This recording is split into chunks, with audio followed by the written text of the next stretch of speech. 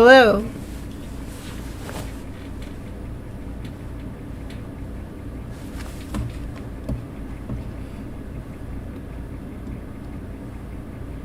How's it going? Am I coming through all right? Mic check. Cool. Put on my hat so people know I'm a safe person. Says he's on the list, which I sell on my website. I like streaming every day. I'm gonna try to stream every weekday. Gives me like a little bit of purpose. And it's important to have.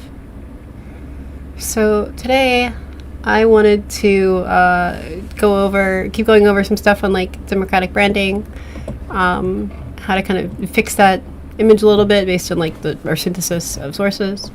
I don't support AI in like 90% of cases. There are some uses in like biotech and stuff, and this is also where it's like just for research at scale. I think it's useful. So this is like 50 like articles and stuff, some scientific, some more like popular editorial kind of things about how the left defines and fails to define itself. And I think that's important to learn from. And I did this like a week before the election, and it's super cool to kind of look at it after, because I think we've gotten answers to some of the problems this brings up. The main lesson we've learned is that we need that sort of like brand equity that's stake. So yeah, I think the victories are a good sign for 2026, but not too good. We shouldn't rest on our laurels. Thanks. This is the hat I made. It says he's on the list, and you can get it on my website. Link in bio. Well, excuse me. So the victories are a good sign. They're not the biggest or most telling wins, right? So let's run through them. One in New York, Mamdani. I worry about a lot of like hard leftists saying like, oh, this means everyone needs to be a democratic socialist now. Those policies have historically not played as well in like more moderate or right-leaning areas. So that's something to worry of. Like it is just kind of the culture of New York, in the political demographics of New York, are more amicable to those kinds of policies. But also in New York, who was Mamdani really running against, right? Cuomo, like infamous failure, let your grandma die in COVID, serial alleged sex pest Andrew Cuomo. Like, you know, I think it's good, but like you can't fully attribute everything there to that. So we have to just keep this in mind. Like, I'm glad for these wins, but I'm trying to like, you know, stay humble, keep perspective, be worried about the other factors at play here. Yeah, like, you know, like is it really that big win to win against Cuomo? Like, I think, you know, any human with a soul should be able to win against Cuomo. And frankly, for like a Democratic win, it is a bit concerning to me that it's like not so big. It was basically, it kind of tore the Democratic Party in half. And luckily, like the bigger half is Mamdani, so that's good. So that's like the way forward at the party, but it's not like an absolute blowout. So I'm trying to say the New York City election was a sign of the collapse of Christian nationalism. It's not that. I don't know. Yeah, like it is concerning to me that not all Democratic Party is on board. That it was like there was a smaller section, about 4/9 of the Democratic Party doesn't want to get on board yet. I think there are some problems there, like Islamophobia, that can be worked with. I also think that in the same way that Democrats complaining about we need to protect democracy, that conservatives complaining that we need to stop communism is a similar, like these are irrelevant terms that don't actually mean anything good or bad, that younger people have seen and can feel either way. These are abstract terms that like need to prove themselves either way. Like there's not necessarily virtue or harm in any of these things. Yeah, but like there's like an effort to move on, and I think that's good. I think that means something. So we'll kind of see what that means. Cooper's chances in North Carolina, I haven't looked into that yet. But the worst ones is like there was a Social Democrat running for a mayor, sort of mayorship that didn't win, and that's something to keep in mind. Then there's the other race, like Virginia, right? Thank you. Yeah, thanks. Yeah, part of what I was streaming is thank you. My mom died last week, and it's been rough. And this streaming is an excuse to kind of roll out of bed.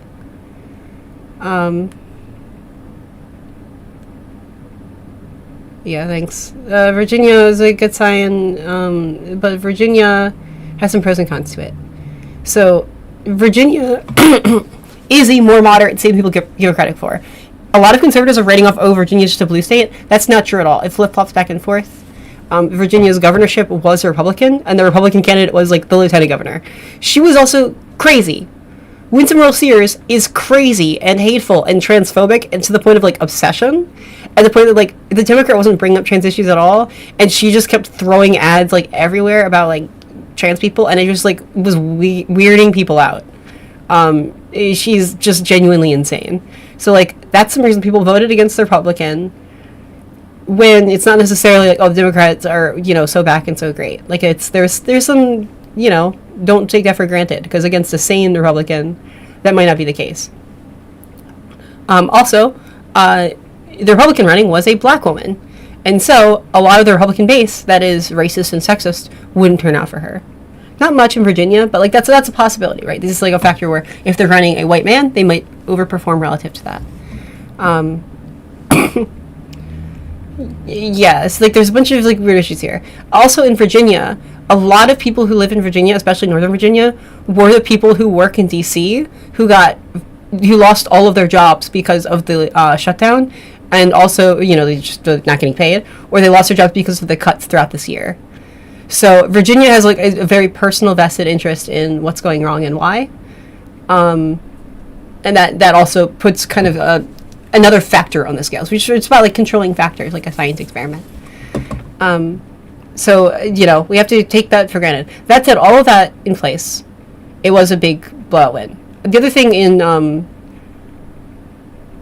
this election in general is it's an off-year election, which means it's typically people who are, like, politically engaged, informed, like, higher information voters are going to turn out, like nerds, which skews towards the educated, like college-educated people, which skew towards Democrats.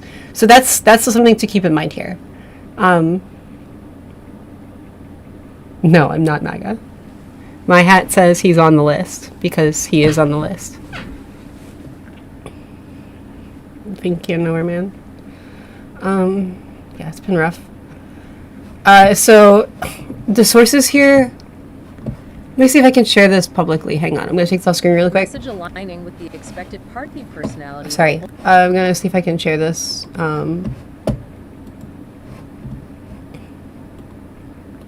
Anyone's like... Yeah, I'll share this so other people can view it. Who knows, going to look at other stuff too. Okay, I made this public. I will throw this in the TikTok chat.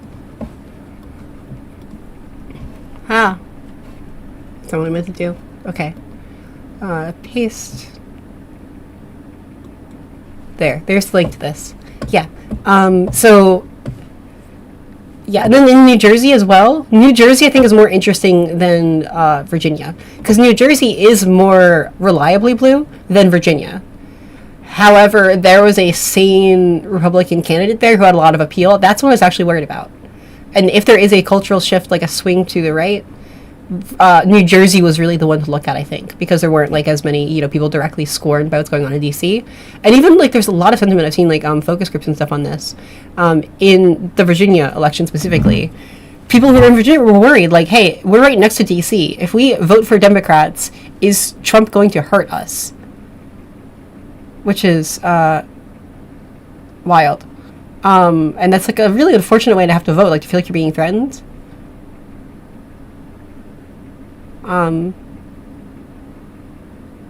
So, yeah, it's like there was a lot of weird factors there. New Jersey's a little bit more, and it was still a little... Thank you for the heart. New Jersey is still, like, a little weird, but because it's a weird election time for an election.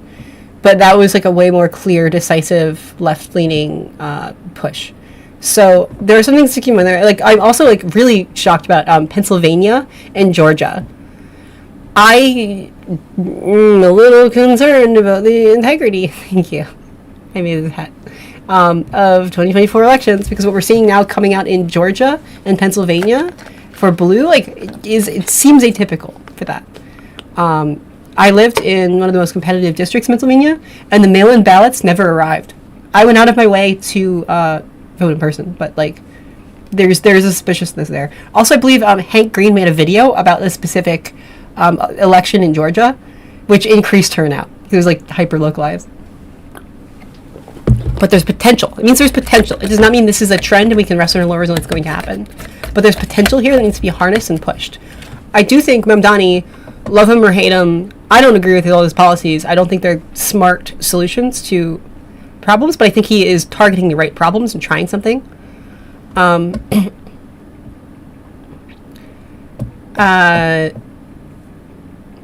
sorry. If it's not there, I'll try to find a way to put it on my website or something later.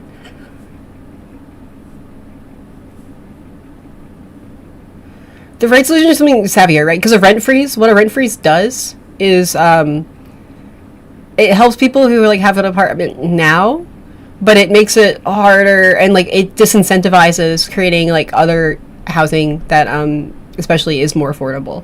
So like it's a short-term solution at a long-term cost, and it kind of locks people into where they are, which makes it like the housing market kind of less competitive as a whole, which is unfortunate. Like it's weird. Yeah, it's for zoning from, like, that's good. Like, there's some pros and cons. Also, the public grocery stores. I think it's good to compete, like, a public option to compete with stuff in industries where that, you can, like, run down people's prices, right? Like, you could effectively have, like, a government or effectively, like, a scab, you know, we're going to drop our prices as low as we can, and then make all the private companies panic and drop their prices, too. However, grocery stores are not running on like, oh, it's the grocery stores inflating their prices super high, and so we need like someone to kind of run the prices down. So better solution would just be like more like progressive taxation. I really like a land tax. I think is how you get more affordable housing in a city like New York City. Yeah, like there are ways. It's why isn't anyone doing that then? Yeah, I mean, no one tries. Like, you have a lot of effectively centrist-y people running for office usually. So, like, they're not really going to make big swings or try much. And then, in addition to that, like, you had that have Zohran Mamdani come out of nowhere. He has big ideas. He's also pretty young and not very experienced, like, you know, he's taking a swing. Like, it's a good first idea if you're like, oh, what should we do? I don't know. I think his free buses are a great idea. What the subsidized bus fare will do is he will come in to the city more. Like, if you can afford to travel, like, that's not a thing. You don't have to budget, like, put your budget into just the bus itself, which is owned by the city. You can then have more money and say, well, I'm going to go, you know, I wouldn't normally, like, it's not worth the bus fare and the time to go into the city, but not having to like have everyone come on and pay for the bus is going to speed up the buses a little bit, which is great because people could just get on the bus and not like have to stand in line and argue with that. So it's the buses are going to move a little faster, and then everyone's going to have like a little more money and be a little more willing in general, just because it's a pain in the ass to have to pay for a separate bus on top. If people get on the city, like, you know, come through the city more, like move around more, you don't just stay home. And if you're going out, then you're like shopping, like you're going to restaurants, you're going to stores. Why not? May as well. The bus is free, and that's going to like help the economy. That's going to help like other little, you know, businesses in town. It's going to help other little restaurants because people are just going to check stuff out more. It's going to help people's social lives. I think there's like a huge loneliness problem among younger generations, especially post-COVID, that we never fixed. And making it easy to just go places, especially in New York City, will help. So there's like, that's a good question. Why do I wear a hat that looks like this? I wear this hat because there is a strong psychology to color and communication and like messaging and stuff of what people respond to, and like heuristics and familiarity. I have a background in design and psychology. Donald Trump is terrible as a businessman, but he's actually great at marketing, and so he's like specifically picked those colors and stuff. And like symbols, like a hat is accessible, and like red and white and blue are like strong colors of like anger and trust. that he uses. And so like I bait that heuristic because like people are like associated, yeah, like McDonald's colors, because like McDonald's like red and yellow make you hungry, stuff like that. So like he's like tapping into something real, and then people like that and respond to it, and now it's so familiar and embedded that they're people who wouldn't otherwise engage or listen or like people minded because I'm signaling similar things. It's going to go through their little monkey brain, like they're gonna see it, right? And then it says he's on the list, and they know what I'm talking about. And it makes people very angry, which I think is funny, and they deserve it. And I think it's funny to make them look all hopeful, and then they get angry.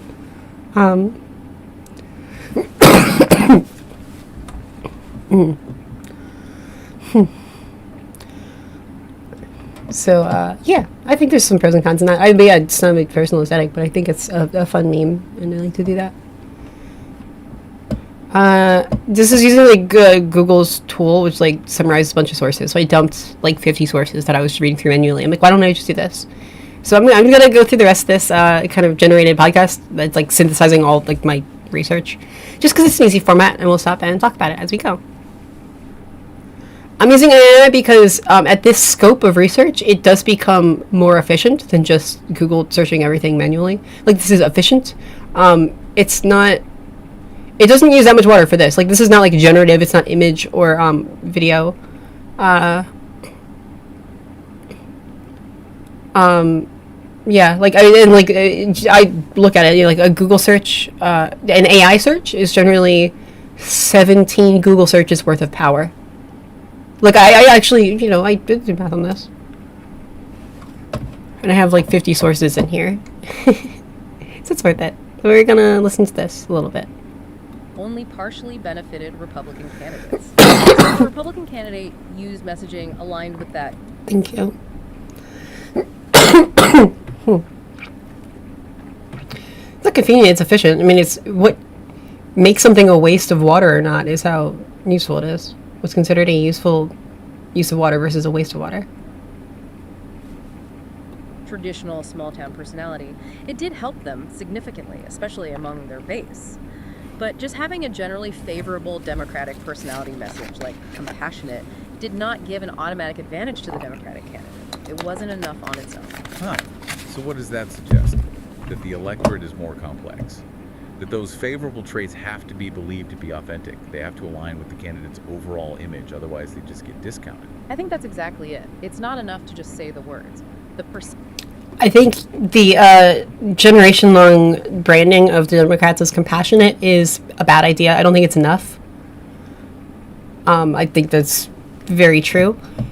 While it's there, it's not enough. It's not taken as seriously compared to more masculine traits because of sexist biases in society. It doesn't mean much. And then, yeah, if you run a candidate who does not seem particularly warm and compassionate, any candidate you run who doesn't have, like, mommy vibes is going to flop. Like, that brand doesn't connect with the candidate, so you're not gaining anything from it. Which is, like, an interesting pattern, I think. It's an interesting problem. Perception of authenticity and fit matters hugely. And this really moves us into the reality of modern campaign, maybe even the post-policy campaign in some ways. Policy details, of course, they're important. But what seems to be winning elections now, and probably in the near future, is being popular, having a good image. Voters are increasingly using those cognitive shortcuts we talked about, meaning they're more susceptible to easily digestible personality cues and simple messaging than they... To be fair, I think there's nothing wrong with running, like, a mommy-coded candidate, absolutely. Oh, okay, the audio is low. Let's see if I can fix that. Oh, I just have to turn up my computer volume, I think. We'll see if that helps.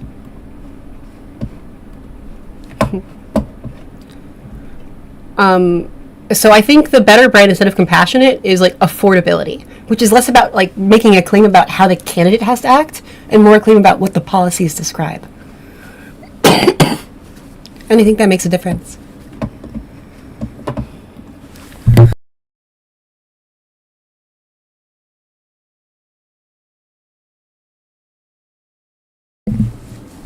Sorry. I had a cough. Yeah. Affordable is, I think, much smarter though, because it is helpful to policies. It's helpful to voters, but it doesn't actually have to define a candidate in a way that a candidate could let down. Affordable is a way we can is a label that can apply to candidates both in like centristy, like maybe we can swing through a Joe Manchin in a red area, as well as like a Zohran Mamdani type. I do have a YouTube channel. Yeah, I've looked up like She's Right on YouTube.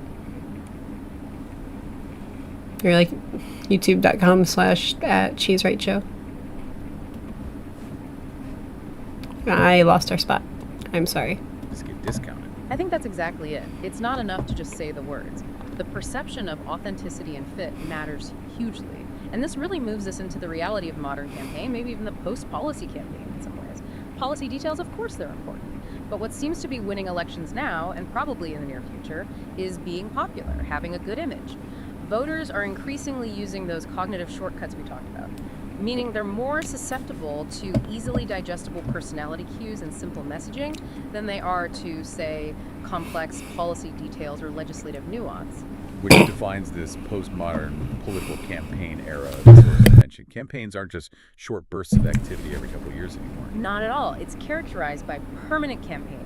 Image creation, often via online communities and social media, it basically never stops. The brand has to be fluid, it has to adapt to change constantly. But, and here's the tension again without undermining its core identity, it's a really tough balance to strike between... I need to know how to turn up this audio.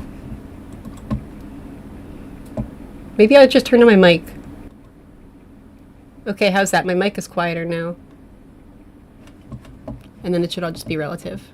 between that needed adaptability and the equally needed consistency for trust. Okay, so if the brand needs that consistent core identity to build long-term trust and maybe start to overcome that geographic disadvantage, the sources strongly suggest that identity has to be rooted firmly in economics, specifically positioning the party as the champion of the non-elite. But the polling data we saw suggests Democrats are currently not viewed that way, right? They're not seen as prioritizing the economy. Yeah, that deficit is pretty severe according to the sources. Republicans hold something like an 8-point edge overall on the question of who makes the economy a priority.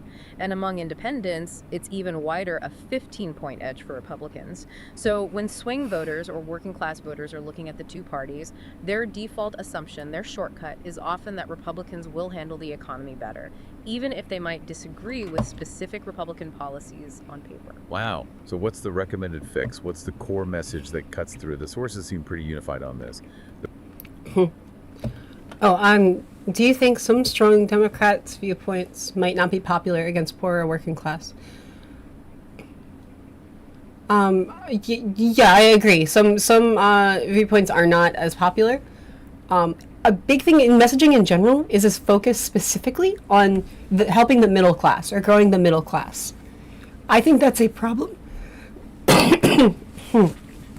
Excuse me, getting over a cold. I think that's a problem because just by virtue of saying that, even that statistically that's where your coalition is, it feels like you're drawing a weird arbitrary line between what you define as a middle and lower class and telling everyone who's not quite well off enough to go screw themselves. I think that's bad. I think policies like student loan relief are great, but those affect like 1/3 of voters instead of 2/3 of voters, because a lot of people don't have a college degree. Stuff like that. We're like, these are we're picking losing battles statistically, with like a cap on how far they can help. Let's see. What other viewpoints? I don't think there needs to be much, if any, compromise on social issues. And if there is, I think it could be managed in a way where it's still like effectively a harmless minority of votes at scale. Like, for example, I think if Texas wanted to run a pro 2A candidate who's otherwise for economic equity, yeah, that is what it is. Like, I don't think it's worth it. I think Beto O'Rourke tried to like take a anti 2A stance The thing is generally supported by statistics and data. Like, I want to protect kids in schools from violence. I think that's important, but that kind of sunk his campaign.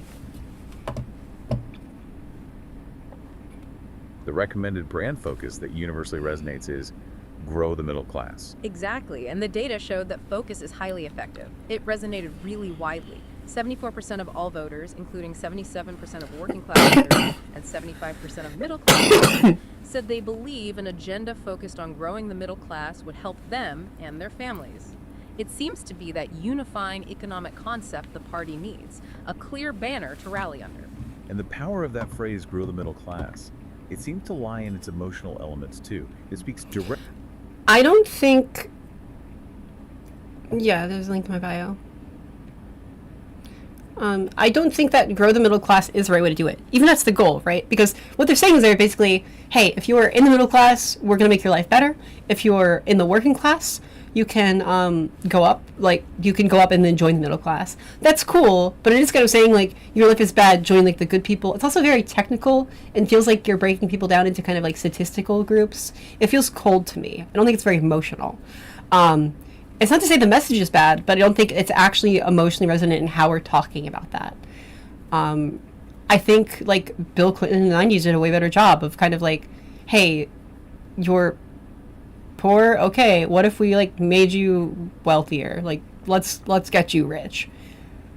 Gain wealth. Like, you don't have to, pretend that, like, things are great. Like, people know when their lives suck, but there are ways to do that that are kind of leveling with people and more honest. Like, I think Rise with us would help. Yeah, that's a working class pride too. Like, even policies like, oh, we're gonna give student loan forgiveness, or excuse me, or like free college for everybody.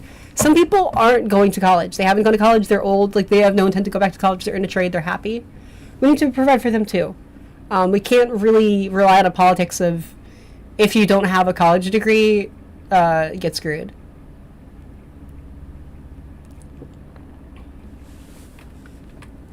Thank you, George. It means a lot. Seriously, thank you.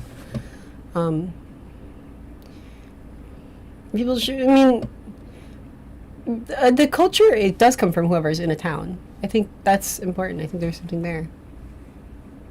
Like, money matters as a means to an end for everything else. Like, money helps. Money helps a lot of things. And if you look at, like, Maslow's hierarchy of needs, and I'm going to do a whole stream sometime on, like, levels of, like, self-awareness and Maslow's hierarchy of needs, because policies, I think, are downstream of psychology a lot, like winning platforms. And self-actualization is really the goal. Like, eventually everyone's going to want to get there, but you need to provide for those basic economic survival needs first. Democrats focus more on these broad social, like, ideas and principles of, like, equality and diversity and, like, understanding, and can, like, focus on fund more cultural stuff because they're not worried about safety or food or shelter. And there's a problem if you're just skipping step one, because everyone who hasn't made it up that high is going to turn against you, and that's what we've seen happen. Directly to that need for a positive image we were just discussing. When the sources described focus groups talking about being middle class, voters didn't just talk about income levels. They associated it with really tangible goals, things far beyond inflation rates, like security, peace of mind, independence, and critically, the pride of owning a home. One voter was quoted describing it as feeling comfortable and how you have pride in owning your own home. It's not just a policy target. It's an emotionally grounded feeling of stability and self-respect. Absolutely. That emotional connection is key. Therefore, the winning economic messaging has to be actionable, highly relatable, and it needs to link the policy specifics directly to that feeling of emotional security. So, when addressing something like inflation, the most effective response message, especially with swing voters, was found to be framing it as needing to stop price gouging by greedy corporations. That specific message won by 4 points over the more generic Republican-favored message of reducing government spending. Why? Because it assigns a clear villain, greedy corporations, and offers a concrete solution focused on the listener's immediate financial stress. Right, and that allows the party to seize the anti-elite narrative, doesn't it? Mm-hmm. But maybe redefining who the elite really is. The sources suggest the party should be calling out the real elite perceived to be responsible for economic hardship. corporate CEOs raising prices, airline price gougers, big pharmaceutical companies, rather than getting stuck defending against the opposition's largely fictitious elite used in cultural attacks like coastal liberal elites or academics. Exactly. Take the narrative back, and the proof points for that narrative, they have to ladder up directly and specifically to that core promise of growing the middle class. This can't just be generic talk. The sources recommend campaigning relentlessly on specific popular actions, things like capping insulin costs at $35 a month, letting Medicare negotiate drug prices, hugely popular, stronger Buy American requirements, which apparently have 67% favorability, and cracking down on things like junk fees and airline price gouging that tested at 62% favorability. These are highly specific. The heartbreaking thing about all of this is it makes Joe Biden and Kamala Harris's like presidency and campaigning and messaging makes so much sense. Like, it was focus group to all hell, but this is what they said all the time: grow the middle class, focusing on things that were kind of sub-political, like infrastructure was boring and not sexy. Cutting down on like junk fees on things like airlines, sub-political, not sexy, but like universally agreeable. This was kind of their strategy. Joe Biden had a weird talent for like gray rocking politics. I think that's the word, where it's like how you deal with people who are like narcissists. Like, they want any reaction, whether it's positive or negative, and just kind of like being too boring and not engaging at all kind of worked a lot. It didn't work enough, and he was too old by the end to keep that going. But that's an interesting strategy. And yeah, like the grow the middle class messaging. I'm so skeptical that grow the middle class messaging is all that great. I think it could be better than some other stuff that we've tried, but I still don't think it's really efficiently getting to the heart of why people like that messaging and why people resonate with that messaging. And that, I think, is like a huge, huge, huge problem.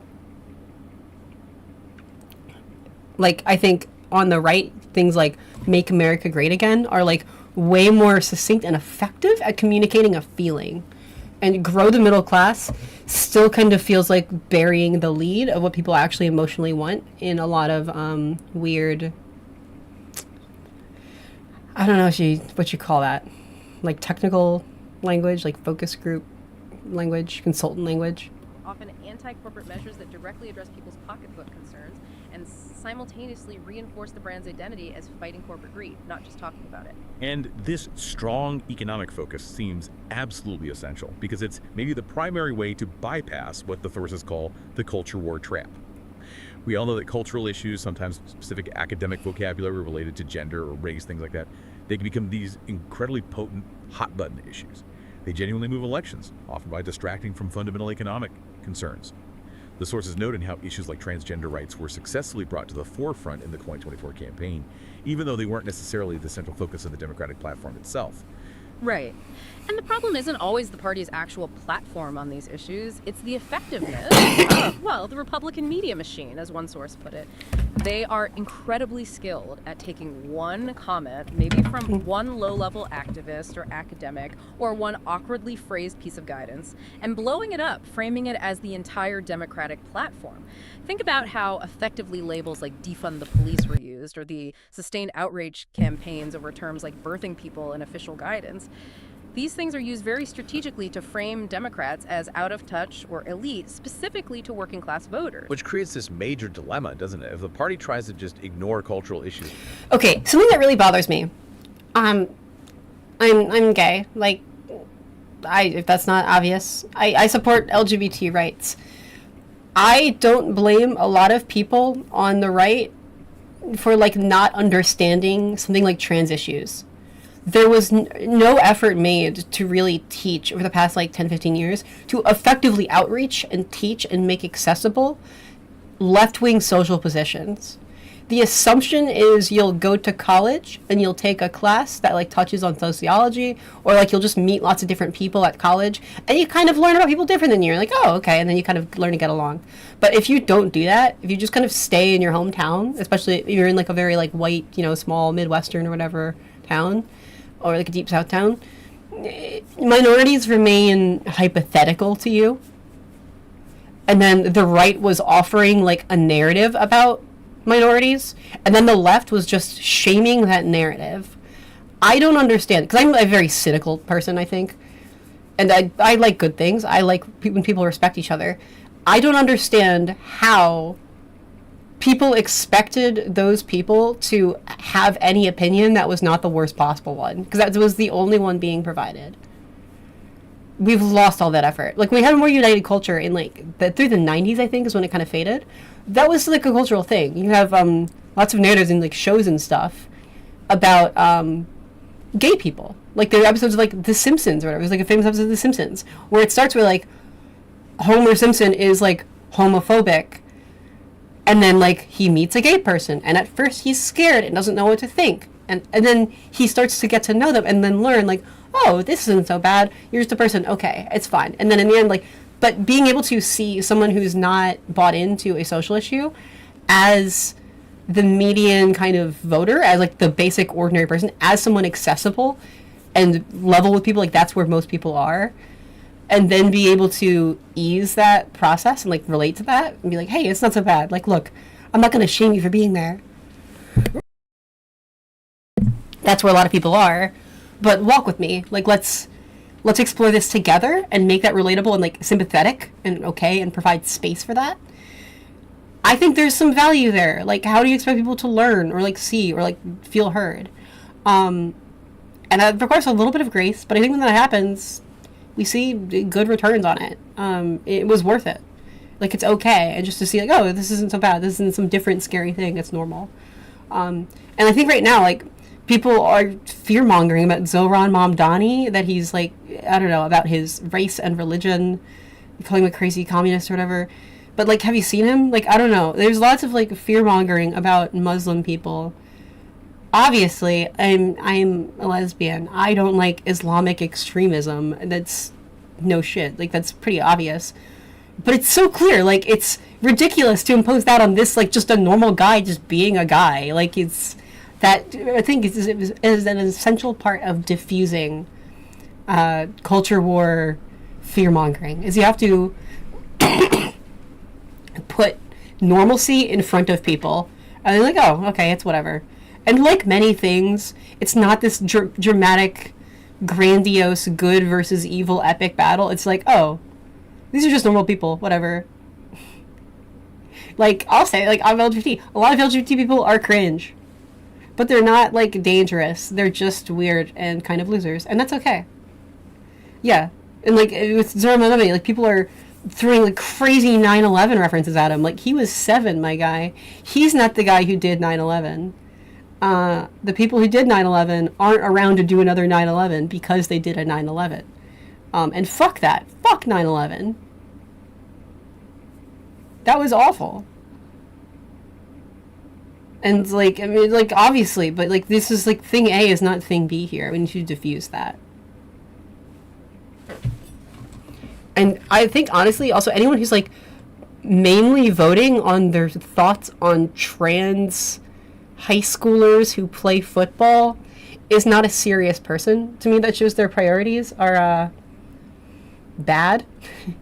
To me, it shows priorities of, like, you are just sucking the teats of a propaganda machine, because where are you even hearing about these people?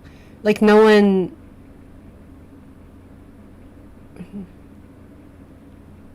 Are you okay, dude? Do you want attention? I mean, you're hanging out, so I figure you just kind of like the conversation, but like, I'm not promoting anything radical here. But it's just, you know, like, I don't know, it feels like making up an issue. If I'm like, what do you think about the price of bowling balls? And I start, like, talking about that a ton, and then people are actually, like, that's their number one issue. That's so hyper-specific to me that I don't think that's, like, you're getting your information and acting based on, like, general normalized priorities. I think you're kind of just, like, propagandized a little bit. Like, that's so out of whack with, like, what I consider normal priorities to be. Yeah, like, it's just a weird thing. So I am not too concerned about that as, like, a serious culture war issue that needs addressing, because if you're bought into that kind of nonsense, like, you're so out of touch with normal things in general that I don't think a normal thing or even my response on your weird thing is going to matter. I don't think they get through. Like, to me, that's like you're taking the world through, like, the filtration of Fox News.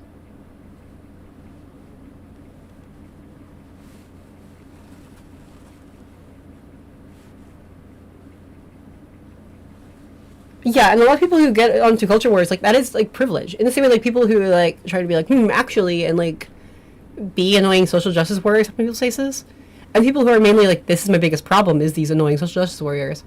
Like, you just don't have something more serious to worry about. A lot of people who are like, look, I just need to get groceries this week. That's like a higher order priority. Yeah, so I think it's actually, if we just have strong economic messaging, like, look, we're just gonna help people. We're just gonna like mess with taxes a little bit and like make your life easier. I think that's a better way to run a campaign and to run for office and to lead and to govern, is because it's like a 2/3, 1/3 divide, and that's kind of how I'm looking at it. Entirely. The right will likely just invent new outrage bait. But if they engage too directly, they risk reinforcing that negative elite narrative. So the key, according to sources, seems to be adopting an anti-elite strategy that proactively signals independence, even independence from the national party sometimes. Yes, and this means candidates, especially in those tough districts, need what one source called a credible Sister Souljah moment. Now, for listeners who might not remember, this references an incident way back in 1992. Bill Clinton publicly criticized a rapper, Sister Souljah, for some controversial comments she made after the LA riots. The strategic effect wasn't really about the rapper herself.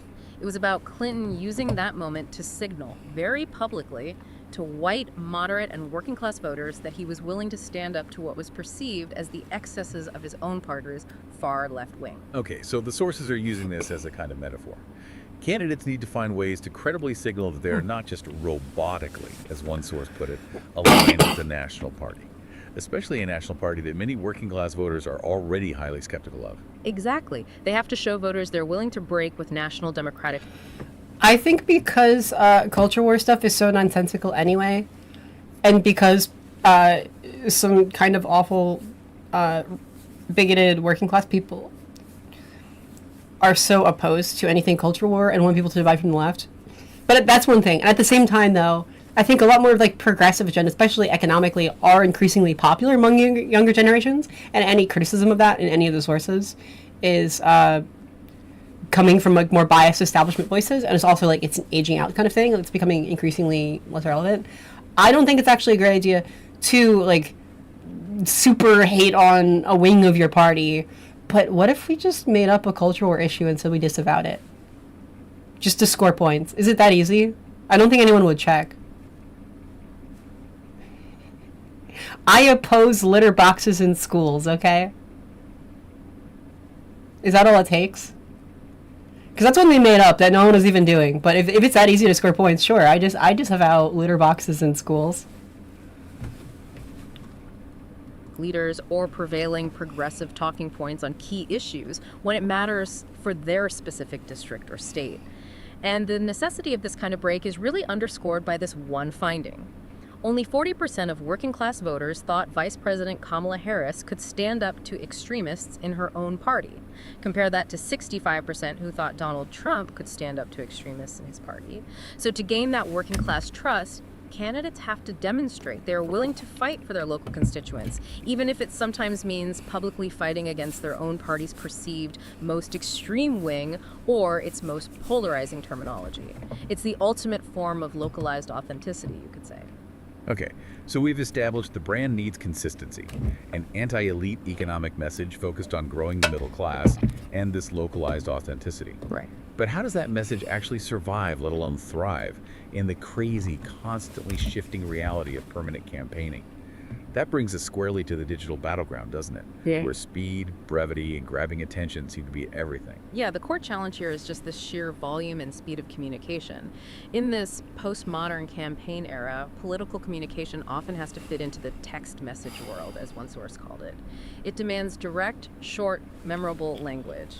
Think about the opposition's success with these incredibly sticky, repetitive, simple, often emotional phrases, things like no collusion or perfect call or build the wall. They cut through. And this works partly because, as we touched on, voters are not, for the most part, deliberatively processing tons of information. Right. They're relying on those cognitive shortcuts. Campaigns might be less effective at changing what people fundamentally think their core ideology, but they can be highly effective at changing what people think about.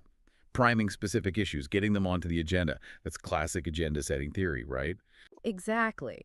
So, to bring through all that noise, candidates need to use the language of inspiration, but link it directly back to those specific policies and that emotional goal of middle class security.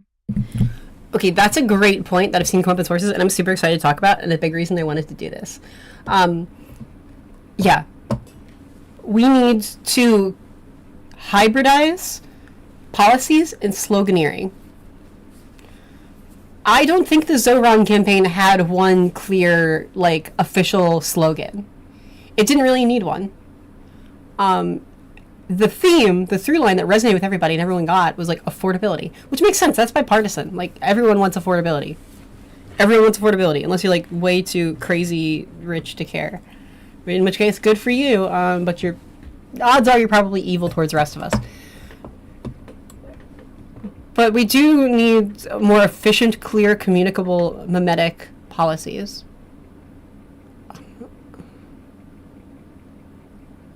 Jacob, are you okay? Have you once seen me advocate communism or whatever? Do you want attention? I mean, you're now, like, literally my most loyal viewer by the statistics. Are you a person? I don't know, like, there's truly something bizarrely, like, Freudian about this desire for attention. But we need more mimetic policies because Democratic candidates run on websites of comprehensive, like, policy agendas, and no one cares, no one reads them, which is unfortunate. And I like it, because I like reading stuff. I'm a nerd, and I like comparing ideas, and I'll, like, compare them. But not everyone does, and I understand that. But something like Build the Wall is really effective. Medicare for All, really effective. With Zero, like free buses. You would know what that means. Those are words that work. I don't think a text message is good enough. I think that's still too long. It's still too garbly. I really hate the kind of centrist Democrat thing right now of, like, Medicare for all who want it. Just feels like a watered down version of Medicare for all. And I think Medicare for all is still a big swing. That's still, like, politically risky. Even if we can get that, even if it's just, like, a Medicare for all who want it option, which I think is, like, still fair for a competition and helps. Don't call that Medicare for all who want it, because that's just reminding people, it's like, oh, this is, like, Diet Coke. How about Medicare choice? What are your policies? Medicare choice. And that aligns healthcare with freedom. And what? They want to, because then, like, also, it maligns private healthcare companies as against you having a choice, which is the whole shebang right there. When have you seen me advocate for socialism? Do you know what socialism is? Like, my dude, I've looked into policies and stuff. I'm like, how do I, I want policies that work for everybody in all areas and help, like, working class people in, like, centristy and red areas. I've specifically talked about lowering taxes, I think, is the most effective and popular way to do that. Like, I think anything post-distributive, like UBI type stuff, is a bad idea. I think UBI gets taken advantage of and just leads to higher rent.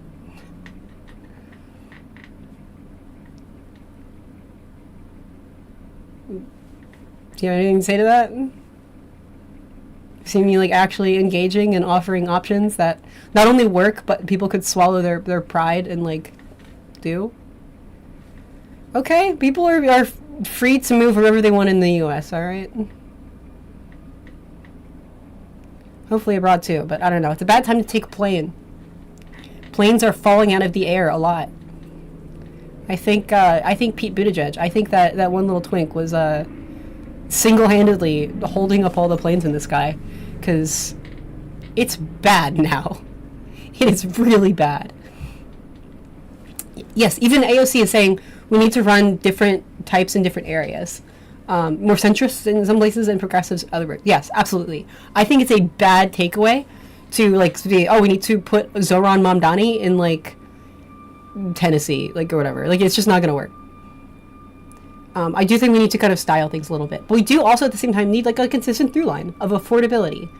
I think the means can change. I think there should also be like a national, like, what are the best policies for affordability? And just, this is the party of affordability, no matter how you want to do that. I think that's the smart way to go. I think that's how you build like a national brand and a localized brand. This is the party of making things more affordable for you.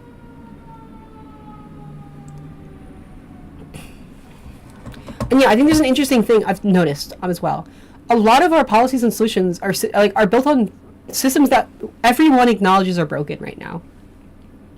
Even right now, over the shutdown fight, it's over like renewing ACA subsidies. Why are we starting with subsidies? What are we subsidizing? Why are we like presuming, first of all, there's a private healthcare system that can get prohibitively expensive, and then we're subsidizing it on the back end? Isn't that weird to you? Why aren't we starting with affordable healthcare in the first place? Why are we like letting middlemen run wild and then like throwing money at it as like a band-aid fix on top of that? And all these things, like, why are we taking the system for granted? And we do kind of need to, I think, build up a lot from scratch. I think there's some problems here. And that's what people really want. Like, we need to streamline and make things more efficient.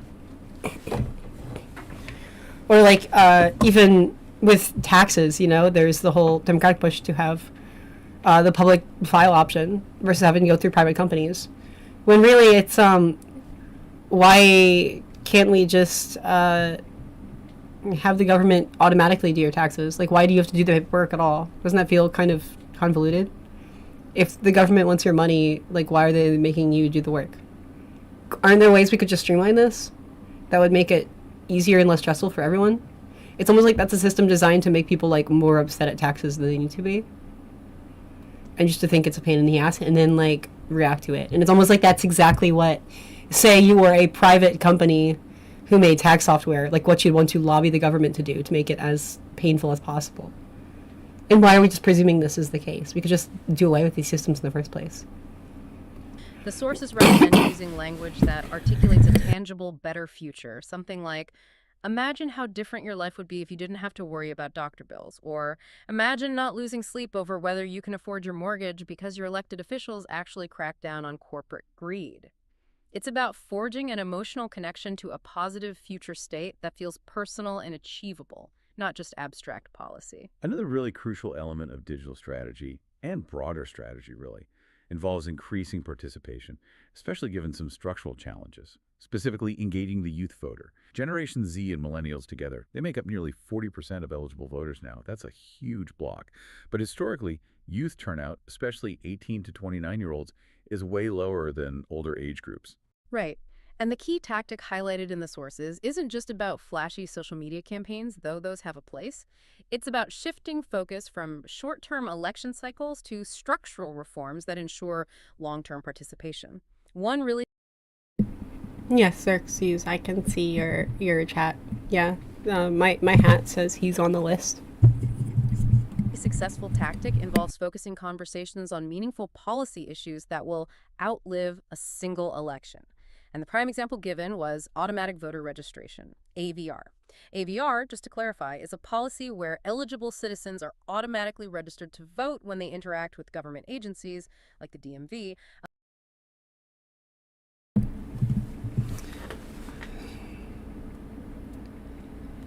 Automatic voter registration is an amazing policy. I think the big fight right now at a meta level is we need proof to younger generations that government does something. I think that is super, super, super important. I think everyone should be registered to vote, care, see politicians who care, and start to see returns on any time or emotional investment into that. I think we should do away with the filibuster, and if there's a bad government, let them burn stuff down. And if there's a good government, let them build stuff up. And then people will start to see and like connect that sense of cause and effect a little more. And I think that will help a lot of people. That will help. Like, we're starting to kind of learn and connect again. I think for too long, on both sides, we have seen a government, a Congress especially, that is far too comfortable doing nothing and getting nothing done. And then just saying, oh, we don't have the votes anyway, so we're not going to try. And it's like sheepishness to the point that now Mike Johnson's House of Representative and Thune's Senate are literally like disappearing and hiding. Like they've made this whole branch of government so nothing that it's a shame. And it's like, why should we keep voting for these politicians? Why should they keep having this power? Why should they keep getting these paychecks to do nothing? And that's why I think some abundance is good too. Some smart, like, hey, let's dare you a little bit if it means we can get a faster turnaround on projects. And I think the next like candidate for president needs to run on like, hey, we're going to have projects with concrete results, and we're going to get rid of the filibuster and just get things done. And then those projects from start to end need to occur in the presidential term. Some stuff that Joe Biden like pushed for with the complicated infrastructure stuff, which is nonpartisan, like you should like infrastructure regardless of who you are, is not going to be done for like a decade. It's bad. And some of that's like ethical. I mean, I think it's, well intended of like, we want to make sure we're not hurting anybody. We want to make sure this doesn't have like negative consequences on like city planning or whatever, or like the environment or whatever. Like, okay, but what you've done is now like anything good you said you did, even if you actually did it, no one feels that or sees that. And then even when it gets done later, it's going to be attributed to who's in power at the time. That like mental connection of should I vote? Does that matter? Does that lead to anything? Is gone. And we need to build that back. The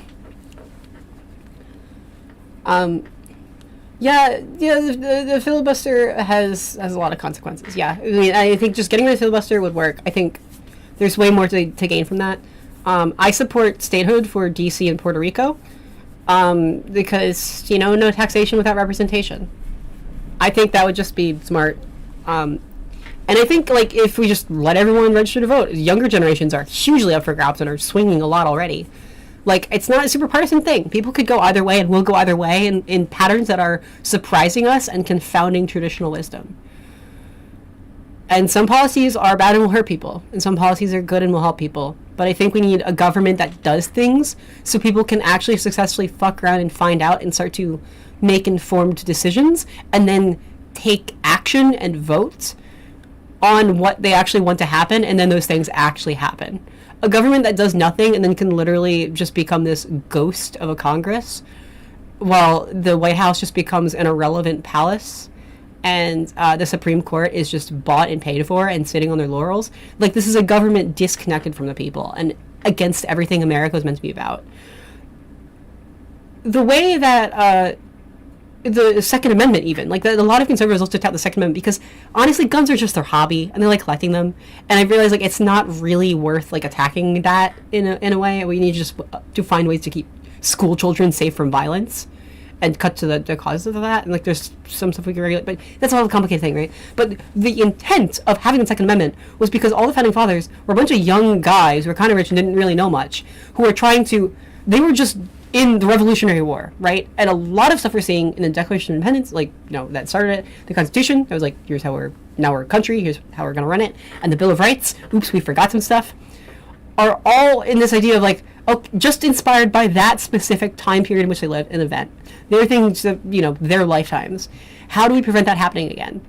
And the point of the Second Amendment was accountability, was government accountability. It was literally like, gun to your head, can the government respond to the needs of the people? I think it's rudimentary and bad. I don't think you should go to your job or to your math class if you're 7 years old worrying about being shot. I don't think that's a good thing. But the point was they were getting at in a rudimentary way with what was available to them at the time, what they knew, having just fought in a war, was the government needs to do what the people want or else. Even free speech also was meant to be like, oh, you're going to get roasted if you do something bad. And you're going to be ashamed of that and you're going to change your mind. It was also, I think, way more class, like, accessible. It was not accessible to run, but like there are other people who could run. And it's now we have this like massive corporate industry where Elon Musk can just buy Twitter, and then it was a massive boulder. It's so hard to overcome that kind of thing.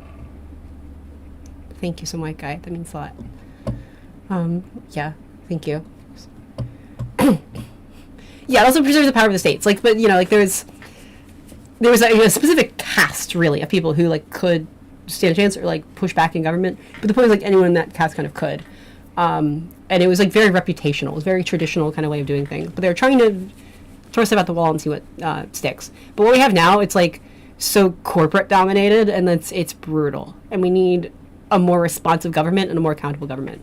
I think voter registration would be awesome. I think when Democrats get, if Democrats can get a trifecta in 2028, which should be the goal, statehood for DC, statehood for Puerto Rico, automatic voter registration. That means just, everyone can vote and hold them accountable. So if they mess up, there are massive consequences because there's like so many more votes that could turn against them. And then also like Supreme Court reform, right? Like unstick the government, throw it up in the air, and then it's okay, what do you actually want to govern on? What do you want to do? Then it should be rush for, abolish super PACs is a great thing. Abolish overturn Citizens United. That's another big thing. And those are all systemic. None of those are actually like policies that change what the government actually does. But it changes the way in which we can, do any of this. Thank you, Mike. Thanks a lot. Thank you. Thank you. Yeah, I gotta go to a funeral next weekend, and I don't know what I'm gonna say or do, and I'm nervous. And turning myself into streaming helps distract myself. But thank you. That really means a lot. Thank you.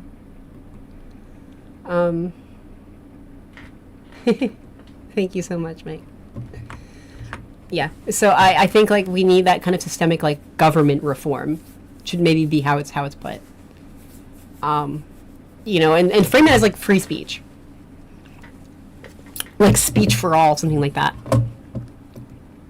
I think automatic voter registration is great, and I think there needs to be like a level with you, like very widely blasted kind of even like speeches and stuff from Democrats being like, look, we're gonna give everyone a voice, and we want you to look at what we do and hold us accountable. If you like it, vote for more of us. If you don't like it, vote against us. But you deserve that chance. You deserve to say that. I think that would connect with a lot of people, especially like even people who are working class or even conservative. I think there's like a certain level with you, like direct courage, that I think even some like older Republicans would kind of respect and vibe with.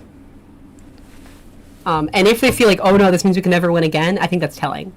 I think Trump saying, oh, we gotta just like stop people from voting, that's telling. And I think we can press that more. I don't think it's like super gonna happen unless, honestly, I think what this administration is doing right now is so offensive to so many people. It's so repugnant. Like support is crumbling through the floor. I think it increases the odds of a trifecta in 2028. Like I think Trump will be gone. I don't think they could come up with a cohesive response fast enough. We just need a trifecta in 2028. Abolish the filibuster. Do all these things that seem like pipe dream and are too good to be true otherwise. Just go for it. Don't worry about public opinion. And then just spend the 4 years, even people are mad about that in short term, like prove yourself, prove it that it works.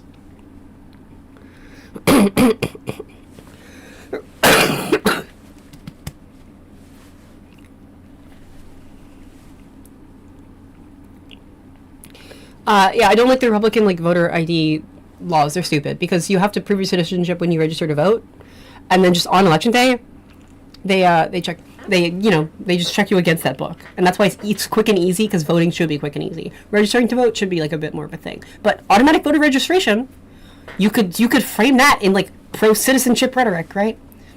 So like, no, this is the official citizens who can vote registry, that kind of thing.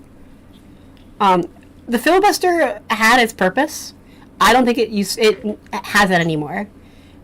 Is it a useful check on power? Because right now it's just kind of like letting the executive run everything, and it's stagnated our government too much. Like there are pros and cons of people. It's scary. More stuff happens without a filibuster, but currently nothing is happening. Like literally, the government is shut down to the point that I think we need to get rid of it. And also I think the idea of having majorities that can overwhelm a filibuster as the bar no longer are realistically feasible in this gradually over time gerrymandered to the point of like neck and neck, like optimization, like party optimization basically that we've run into.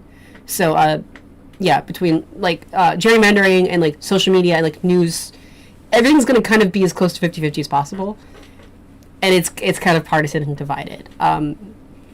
I don't think, even if you want to have like some bipartisan swing, like the filibuster bar to clear is just not great. What core issues should Dem run on in 26 and 28? Affordability. Nick Fuentes. I think Nick Fuentes suffers from self-imposed loneliness that he could stop at any time, and I pity his audience who are falling for self-imposed loneliness. They could stop at any time and internalize what they think is giving them a sense of community or power, making them cool and badass in counterculture, like, oh, I escaped the Matrix, is really just on the outside, like, being kind of a weird asshole to people around them in a way that, like, cuts off most people. Like, around, like, it's they're self-isolating socially. I think that's bad. It's leading to worse outcomes in their personal lives. It's like anyone who follows like any other kind of like, you know, like the like a pickup artist type guru, where like it's just, you're just kind of ending up like weirdly insecure and hating other people in a way that's not actually helping you, because these people make money from you not going out and having social connections, but coming back and paying them more money and watching them more. It's this bizarre liminal kind of thing. There's no validity, there's not support. My guy, if you're going to McDonald's every night and talking to the employees, you're a loser. That does not mean you're most people, or you're like most people, or be most people.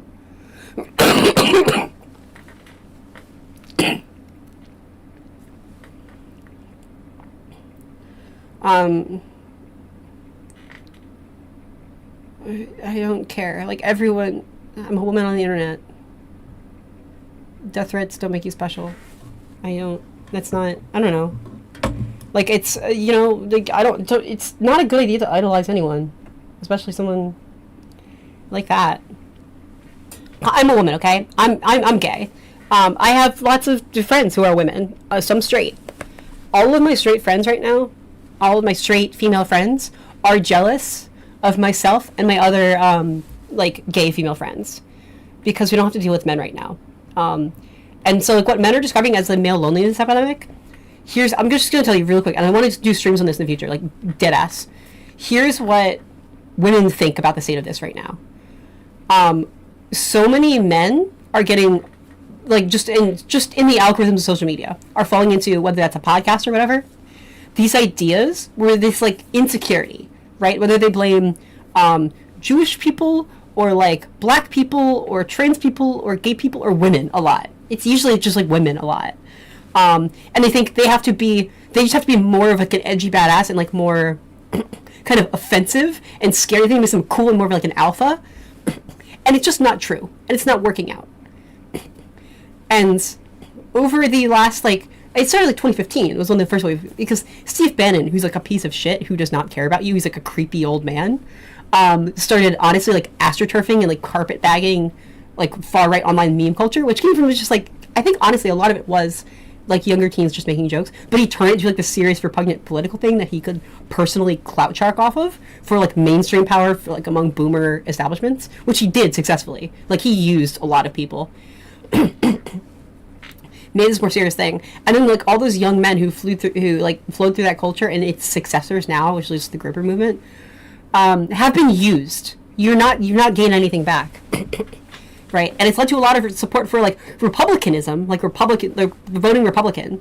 But what have you seen, like, what Mike Johnson, the Speaker of the House, wants to do? If you pay attention to all these speeches, why they're imposing this weird general stuff is they want young white men to be the only people eligible for the military who are clean shaven. You know, it's a weird, like, psychosexual kind of thing. And they want these young white men to go into the military and then die in wars out of this blind loyalty.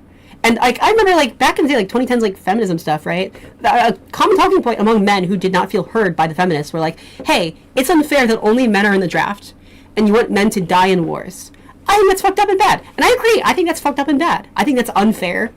and like stupid. I think men are worth more than that. Like men should not be like pawns. And also they want men to like through Charlie Cook who got talking points through Turning Point USA, which was like a bought and owned establishment organization. You know, Charlie Kirk was meant to be this like, how do you do, fellow kids? It's just me out here, but he was paid by these like weird corporations and organizations. He was. His big talking point was like, hey, young men, don't go to college. And college is like where you meet people who are different than you a lot. It's like how you achieve not only higher economic success, but like higher social success.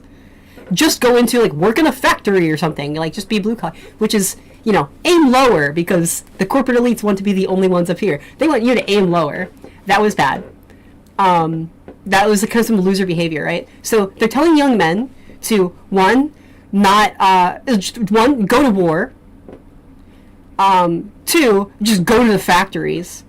And three, with the whole like anti-immigration stuff that they're pushing, we're gonna kick out all the like undocumented immigrants working all of the, frankly, like the shit jobs in meat packing factories and on farms. Three, like just pick crops in the field. These are all like, they want you to be a pawn. They want you to be a pawn. They want you to be stupid. Even getting dependent on something like ChatGPT.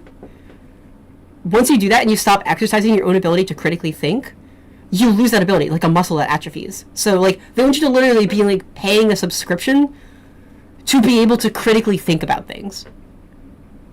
They want you to be this kind of like a thrall, like a vampire thrall, like this, like, pawn, dying in dangerous jobs, uneducated, unqualified, alone, paying subscriptions for entertainment, for critical thought.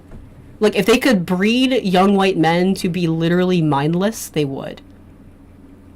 I think that's fucked up.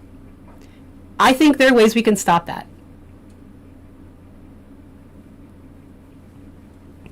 And also I think, like, just, I don't know, like, both sides don't like the AIPAC lobby, but, like, even that kind of, like, it's a scapegoating that's not getting at this core issue. And there's this weird kind of, like, astroturfed competition between, like, evangelicals and, like, now, like, this Israel thing, but, like, they're both kind of working together. Like, don't fall for that shit. Like, you think you could just blame Israel and then buy into Christian nationalism? It's on the same fucking side. Like, you're falling into institutions who are, like, copying religiosity to use you as a pawn for, like, the established rich people at the country club. And they don't give a fuck. Like, it's not about... Not everyone sees the world in this, like, weird Groyper lens of it's about Jewish people. That's, like, this just loser shit. No one cares. You can do the same thing with, like, Irish people. No one gives a fuck. It's not about that. That's not the line people actually think on. It's just rich people protecting rich people. And they'll go to the country club every day, and they laugh at you. They laugh at you.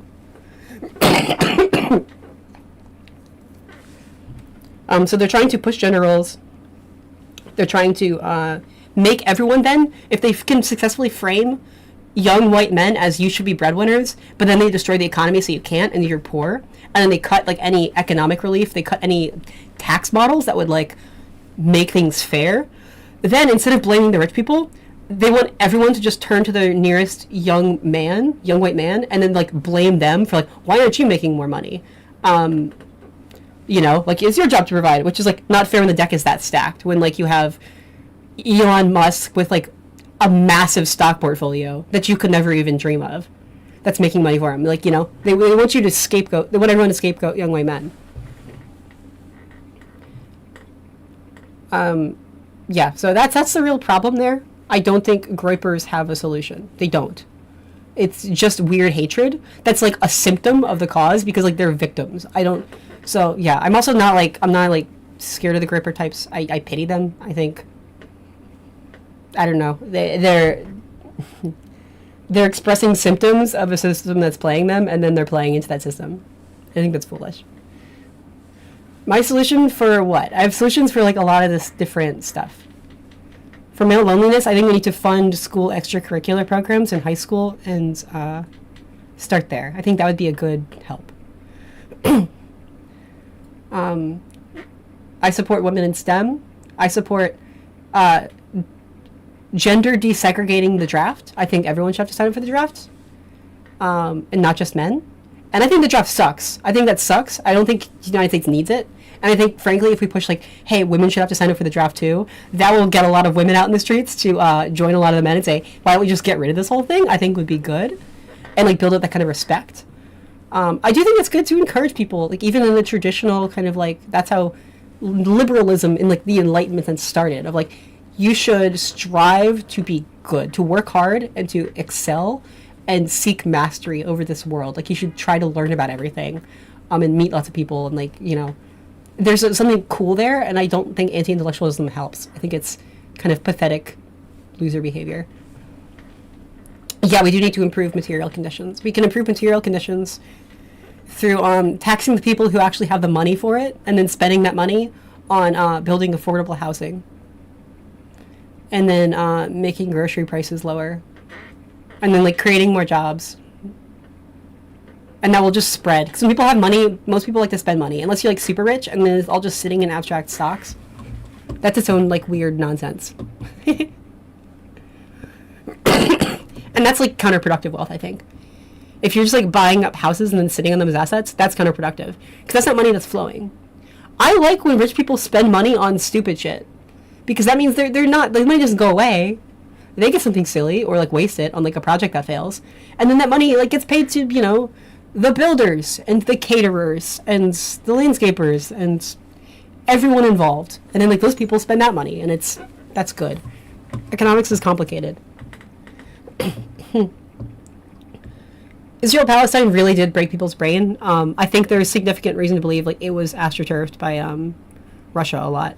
Specifically because, like, I have a background in psychology, a little bit, like, with some nice stuff. What makes me suspicious is even, like, the language about Palestine, when it happened. I remember when that stuff took off. Yeah, Israel's committing a genocide. I think when people started complaining about Israel committing a genocide, it was more, like, I think apartheid would have been a better descriptive word. But now that they were able to drag their feet on that and get Trump elected, now there's no cap on it. There's no reason to hold back. They're just going to keep going. They're going to keep accelerating. They're blocking aid. They're blocking food. Like, it's fucked up. There is no ends to the evil Israel feels like doing just because. And I think it is shameful how, like, Zionist lobbies conflated, like, if you don't like Israel, you're an anti-Semite, and then they did such, like, bad shit as Israel that a lot of people shrugged and were like, okay, I guess I'm an anti-Semite then. I think that's a bad long-term play. That's what we call fucking stupid right there. And it's to the point now where I'm like, I honestly don't see any Democrat winning strongly, and especially in a presidential race, unless they can strongly condemn this shit. I think there could be peace for Palestinians if the state of Israel exists. I support, like, a two-state solution. I think that's the only way. I think, like, it's weird as Americans because we, I think, are exceptionally multicultural. And so the idea of, oh, we can all just get along in one space is, like, not as present everywhere. I think in the Middle East, there are such generationally deep-seated, like, ties to religions and cultures and families and, like, tribes and peoples and alliances and conflicts. It is heartbreaking. Both Jews and Palestinians have been the biggest, longest-standing, like, bullying victims in, like, the history of the entire world. There's a reason they're both there, not accepted by everyone else in the Middle East. Because, like, one big thing is, you think about, like, why don't Palestinians just leave? And it's because everywhere else is worse. And that's fucking awful. So it's like a cycle of abuse kind of thing, where, like, Israel is just punching down because they finally can. Like, it's heartbreaking. It's bad. And for older people, I think, Jewish people, like, in Israel were more clearly the victim, and they've so successfully held out and built up that now they're becoming oppressors. And it's bad, and they don't see, like, that young people are like, what the fuck is going on? Why are you defending this? Like, why are we, like, handling this with like baby gloves? Like, what? But, yeah, so like a two-state solution is, I think, essential. It will require outside enforcement. It will. Like, I don't trust I don't trust this region to just be happy with itself without further invasions and wars. It will require third-party peacekeepers, probably from the U.S., probably from NATO as well. But it's horrible.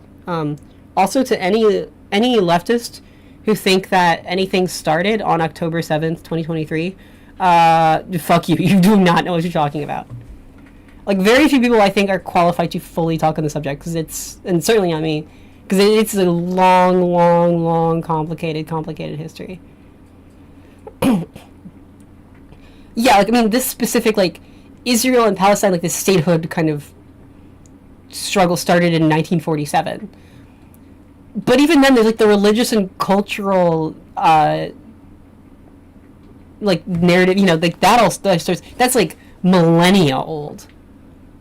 And it's really hard and heartbreaking to see, like, young people especially be like, oh, this is a problem that started 2 years ago and we can fix with one magic wand wave.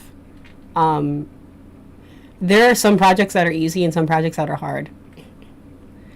Safety for Palestinians and Jewish people will require, like, generational efforts.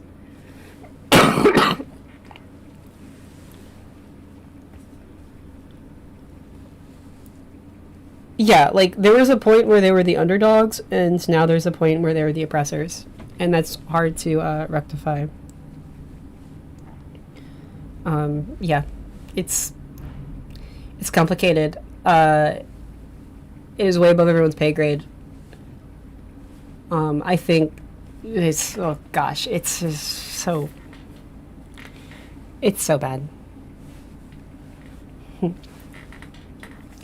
I can't help that.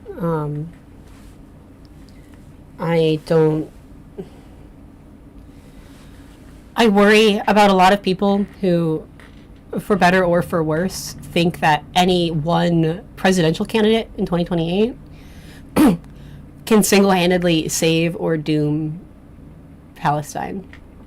It's more complicated than that. It just is. There's no one solution, because you need everyone to agree. That's the problem. Yeah, I mean, a similar thing that I thought was fascinating that I've heard and learned about recently is the parallels between the Jewish community's relationship to, like, Israel, and then also like African Americans community's relation to like Africa. Like, there are historically in the U.S. there, like, periods of great racism. There are a few waves of it, like Back to Africa movements and pushes. This belief that was not universal. It was just a conversation like anything else. Maybe America is so racist that the only right answer, the only right way, is we need to all, like, move to Africa. Like, we're right here through slavery. Now we their sins. Like, we're just going to go back to Africa. And some people have. There's pros and cons, like anything. And there's, like, a kind of interesting parallel there where, like, when we're talking about Israel, like, oh, like, you know, conflating Zionism and, like, anti-Zionism and anti-Semitism and all that, I think it's kind of heartbreaking to think, like, should we really be framing things in this light?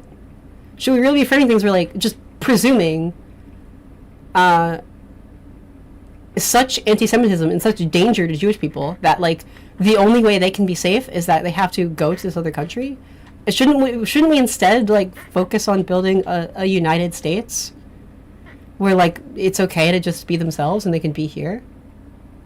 Isn't, in a weird way, like, needing a separate place to go, like, kind of giving up on the fight for coexistence? Doesn't feel kind of downstream? And I think that's, like, a fascinating parallel. Like, in the same way, like, if African Americans, like, want to go to Africa, like, I don't know enough about that. I don't know about, like, pros and cons, but, like, you know, I think it's also important to make sure that the U.S. isn't so fucking racist that's believed by any significant number of people to be necessary. It's really politics. Gosh, I don't want to look into, like, other countries' politics. It's so weird. There's such cultural differences. The U.S. is already weird. Yeah, old people see Israel as the underdog that persevered, and young people see them as the big bully that has bullied Palestinians for 20 years. Yeah. Yeah. And it's just complicated. So I don't know how this became like the singular topic. I do think part of it was like AstroTurf a little bit, especially because it's no psychology. Sorry, I started on this thought earlier. People like the simplest kind of thing. A lot of people in the U.S. have not grown up like hearing about this issue or learning about this issue or this topic or anything geopolitics in general. Like, I mean, I went to school. It was just American history on a loop.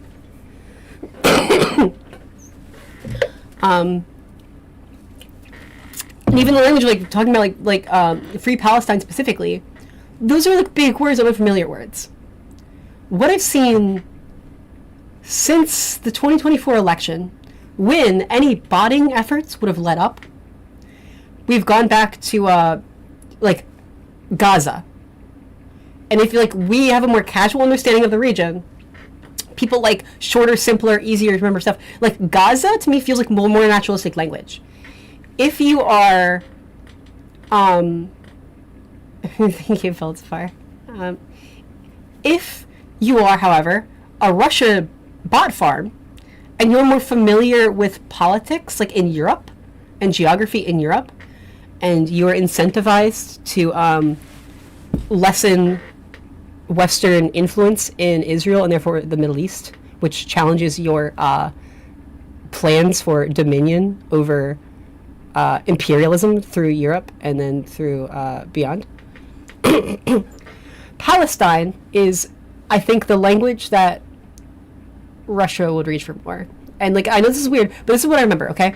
It was 2023, right? So there was about a year or so where Russia's bot farm op was to say, oh, like what they want to do is discourage U.S. support for Ukraine, stopping Russian invasion. So this is about like Russia protecting Russian interests. And so they started opposing Ukraine. And they were telling conservatives, hey, why are we spending money on Ukraine? Even though it's way more, it's like one of the best cost returns we have. And they were telling leftist progressives, hey, Ukrainians are Nazis, actually. Remember that whole line? That was everywhere on the internet. But who actually said that or thought that or believed that? How much do you even know about Ukraine? That's so weird, right? And it's like, we don't really care because like, they're the victims of like invasion right now. They're not trying to like spread anything. It was so weird. It was so clearly fake. It didn't take. That was their attempt to like undermine like progressive support for Ukraine. It didn't take. Then October 7th happened. And then they're like, oh, there's like the 2024 election coming up. All at once, like it dropped off a cliff. Ukrainians are Nazis stopped being a talking point on the internet. What popped off right after was don't vote for Democrats, we need to free Palestine. Like replace them. And in some of these accounts, I swear, like we're saying the one thing and then saying the other thing. They sent out a new message because they realized we're not going to convince them to tell Democrats to like back off of Ukraine, but we can get them to like we can tank Democrats getting into office, and that as a means to an end because they own Trump would stop backing for Ukraine, like would enable the Russian imperialism again. So I think it was like a distraction that kind of helped. And then, like, you know, it does reach a point where then people do see that, and they do, like, echo this point, so they agree with it and look into it. And fuck Israel. It's really fucking easy if you look at Israel right now to be like, wow, yeah, that is shit, and we shouldn't support it. But I do think this is bad faith a little bit. And it's suspicious to me that since the 2024 election, language has shifted pretty quickly back to more, like, casual, interchangeably using Gaza instead of Palestine. Which feels like the more, you know, casual American, like what I would think would become the main popular word. And then also, even when Trump copied Biden's peace deal plan for Israel-Palestine and then got them to agree to it, no one on the left was celebrating that. Did you notice? And like, yeah, there's reason to believe like Israel doesn't hold true to ceasefires. But if you were really like an informed single issue, fanatically, like my one thing I care about in politics is Israel and Palestine, and I want like peace for Palestine, wouldn't that be like the story of the year? If you're a leftist and you hate both parties but you really care about Palestine, wouldn't you then start like vocally praising Trump for that? Wouldn't they make that a thing? Why has there been radio silence? Why has there been radio silence? Why has there been radio silence? Almost like a lot of that is just bots. And now that they got what they wanted at the 2024 election, they've stopped upping the numbers. And we've seen over the past year it go down and down and down. And you had the well, there are a few events, right, over the past year that have made me really suspicious. Like the leftists in general got way quiet. They said both parties were the same and Kamala would do all the same bad stuff. People didn't take it. And they started getting bullied for it. These were the dominant, loud, megaphone voices before the 2024 election. Don't vote for Kamala Harris because Israel-Palestine. Afterwards, though, they're like, protesting Kamala Harris's book tour. Those people, by the way, have ties to pro-China, like, orgs, which is interesting to me. Like, they're paid to go to the book tour.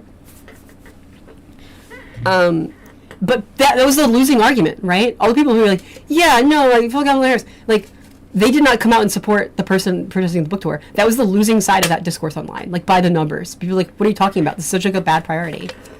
They got bullied for that, which is like, where did the people go? Assuming everyone just has the same opinions, I don't even care what the opinions are, who's right, who's wrong. Why did the numbers change?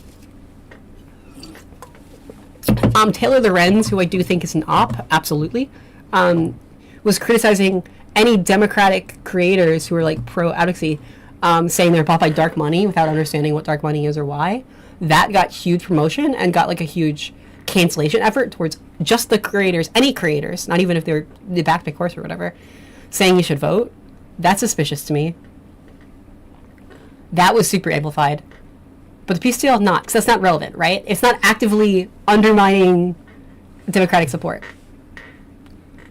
And we've seen things go weirder and weirder and weirder, and then like there's an actual election that happened that's an off-season that doesn't necessarily directly affect policy affecting Russia. So the Russia took their foot off the gas. And what we've seen is Democratic blowout and real enthusiasm and spread the word. Like, don't support cynicism, support optimism, support giving a shit, support caring, support doing something, support actual activism. Like, do go and vote. You can make a difference. There's a reason people don't want you to. I think Russia's long-term goal is to force the balkanization of the United States. They're seeing division. They're seeing people not caring and giving in and preemptively going on with whatever.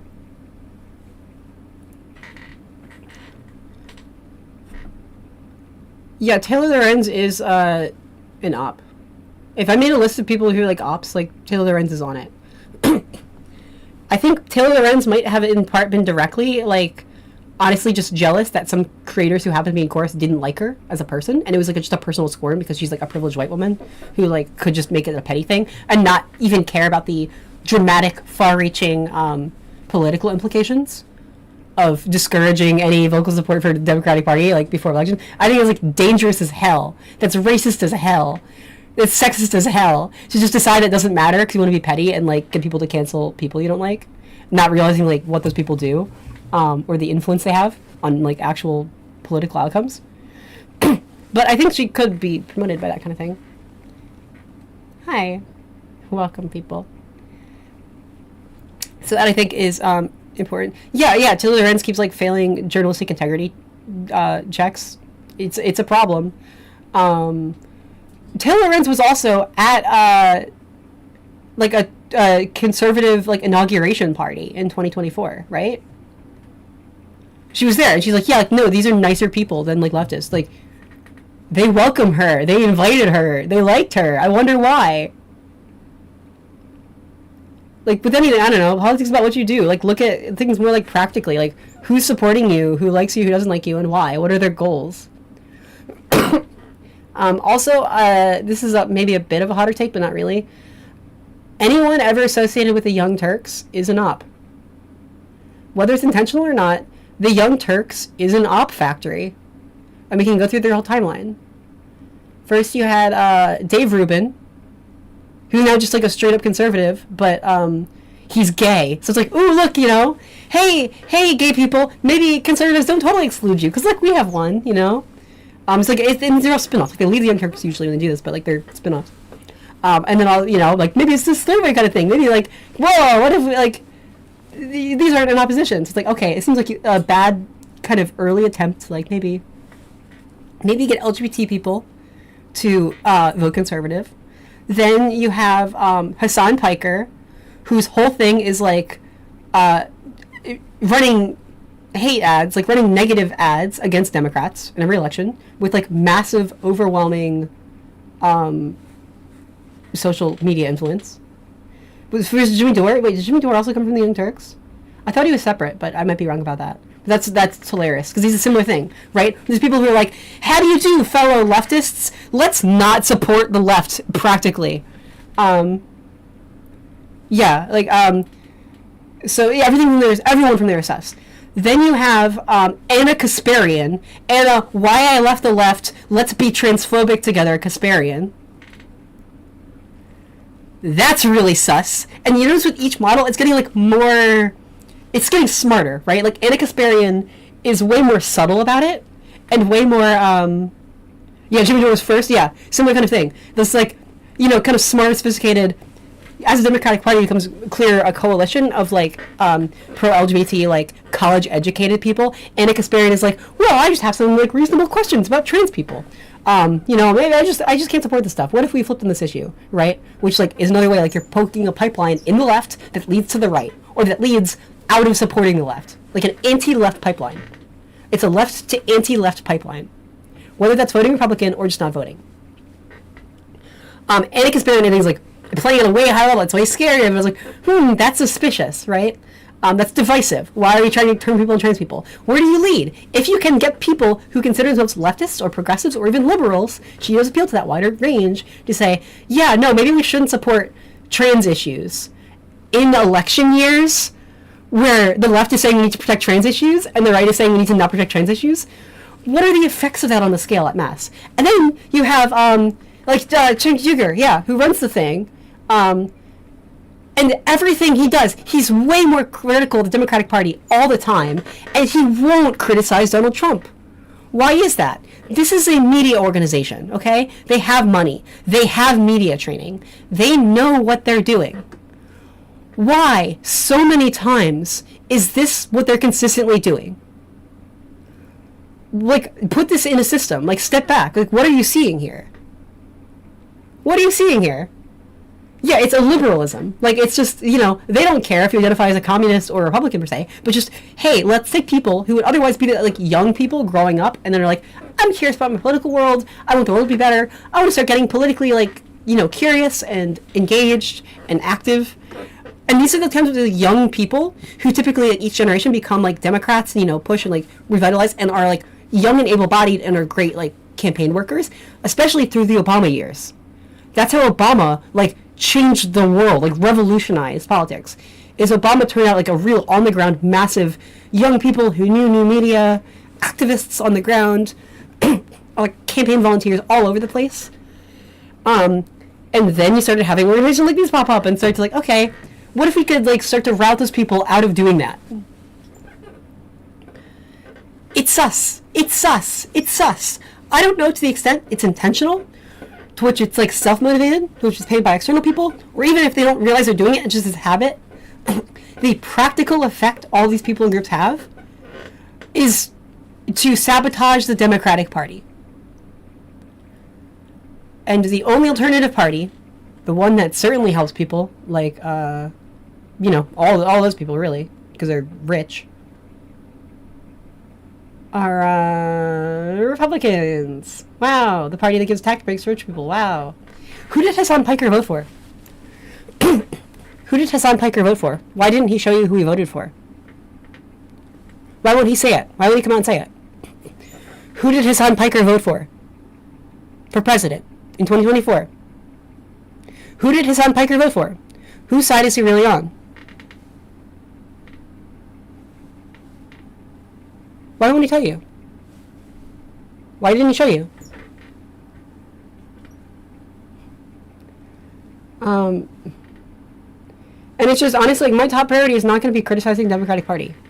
Why are we criticizing the Democratic Party when Republicans are right there?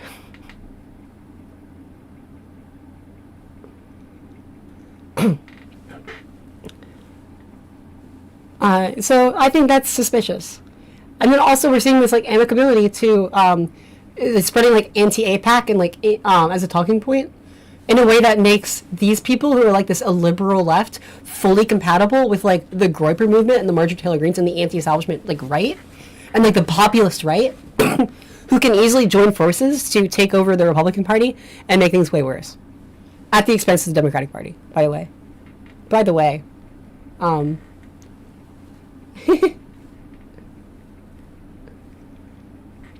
so yeah, I don't like those people. That's why I'm starting to make content, because I think we need like real optimism back. We need to give a shit. We need to try. We need to do things. I want good things to happen. Things that help not just the educated, not just the privileged, but everybody. And there are policies to do that. And I think like anyone who thinks the Democratic Party is not the party that's doing that, that's a problem that the Democratic Party needs to fix its messaging and image on. And we need to spread the word and educate about that. Because we're just giving into like these lazy propaganda narratives that hurt people who are actually good and matter and do anything. Yeah, like I don't know. I don't want Tucker Carlson to be the next president, actually. Sorry. Even if it's like Gavin Newsom. Why are people already hating Gavin Newsom? If you say the name of any Democratic governor on TikTok, you have an immediate reply saying, "Oh, but they're owned by AIPAC." State governors, by the way, who have no say or influence on geopolitics. They haven't done anything in support of Israel. They're state governors. That's their domain. They don't affect things at the world scale. Organizations that would affect things at the world scale cannot really, and don't lobby governors. Why would they? That gains them nothing. It's a lie. And even when it's a lie, they've said this on like, also they're throwing in anti-trans as another thing, because that's like a big issue in leftist spaces, attached to governors, even like Bashir, who's super pro-trans. They're just saying these things, they're talking points. Like, these are the new sticking points. This is the new generation. Because they're realizing now that Democrats and like liberals on the left are waking up to, especially in the wake of this recent election. Wow, we need to keep optimism and energy high. We need to start campaigning now. We need to start building support. They're already trying to undermine support with the people they think are the biggest threats.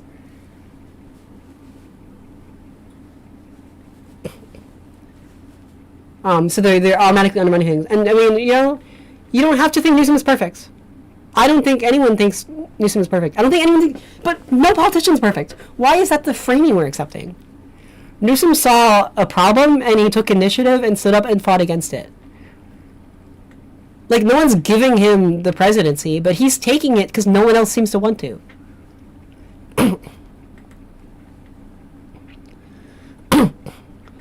Weirdly, I've seen a lot of people be like pro-Pritzker but anti-Newsom, when to me Pritzker does not have the juice to be like a popular election-winning fighter. So that's the one they're not pushing back against. Jill Stein is a Russian op. Tulsi Gabbard is a Russian op. This is not controversial or surprising. It's not.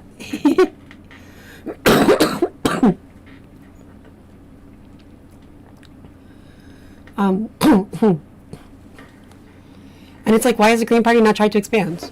Why are they only there to be spoilers? And it's very clear to me that Russia didn't end the Cold War. And I don't want to defend that. Like, I think the 2024 election, there's clear signs. We're seeing more votes in swing districts than there were voters. I was in a highly competitive Pennsylvania county at the time. My mail-in ballot never arrived in the mail. I went to vote anyway. My vote was not counted. It's suspicious. And that was like, what? Didn't Donald Trump put the one awful guy in charge of, like, the post service, like, in charge of mail services, who then stuck there because, like, couldn't, be kicked out? And then, suspiciously, in my town, I know it's not the only one, all my neighbors in my town, like, same thing. The mail-in votes were not arriving. Mail-in ballots were not arriving. So we couldn't fill them out.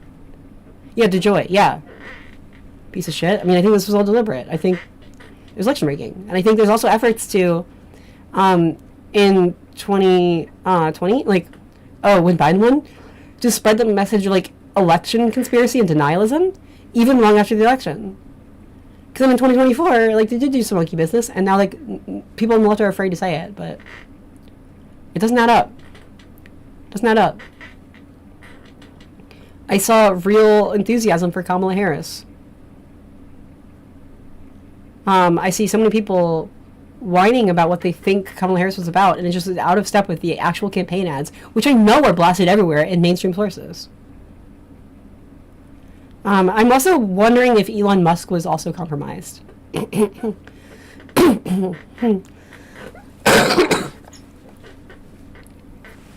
Because Elon Musk was kind of desperate and crashing out and made a bad investment on Twitter. But was able to kind of cash in for political power. I wonder if he's compromised by Russia. Because Elon Musk travels a lot globally. He's like I mean, it's no secret he has a thing for ketamine and Twitter addiction. Bad, by the way. But, like, I could see Elon Musk be another person who has power to wield and is desperate enough to be manipulated. Like, he's weak enough. Obama was strong as hell. Have you ever seen, like, Obama stand up to Putin? He's great. Hell yeah. Yeah, no, I also was like, yeah, Bernie in the primary. I mean, in 2020, I liked Warren more, but when it came down to, you know, the late stages, like, okay, like, they should just rally behind Bernie.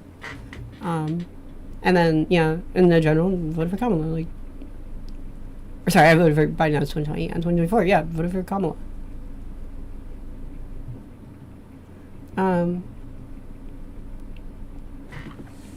Yeah, mail-in ballots are good. Same stuff. Mail-in ballots are a good idea. I think it makes people also more willing to vote honestly if they can do it in the privacy of their own home. You can, like, think and take time and actually... What I did, when I voted at home, it was like, la la la, and, like, on my phone, I, like, pulled up the ballot. I started reading about each candidate, who I didn't know about every race before Election Day. I just didn't. Most people don't. You can vote down ballot, usually. There's a huge anomalous amount of split ballot votes in 2024. Sus. But, you know, I like getting to, like, oh, here's my ballot, I'm going to read about it. Like, I want to know about the candidates. And then make, like, actually informed, patient decisions and take my time with it. And then, okay, I voted, and then I, you know, walked out the mailbox. And I'm proud about that. That's how it should be. Yeah, the split ballots are sus as hell. Are really sus as hell. Elon Musk is sus as hell. I want to finish this kind of generative podcasting. The effective There's like 8 minutes left in it. effectiveness of AVR seems pretty clear from the Georgia example in the sources. That policy apparently added 1.1 million people to the voting rolls there between 2017 and 2020. And here's the kicker. Nearly half of those newly registered voters were under the age of 35. That demographic shift alone really proves the utility of that kind of structural approach. It really does. Now, digital engagement also requires building trust through less traditional means, like leveraging social media influencers people young voters actually trust to promote civic engagement and voter registration. But we also have to acknowledge digital engagement has its limits. The technology divide is still real.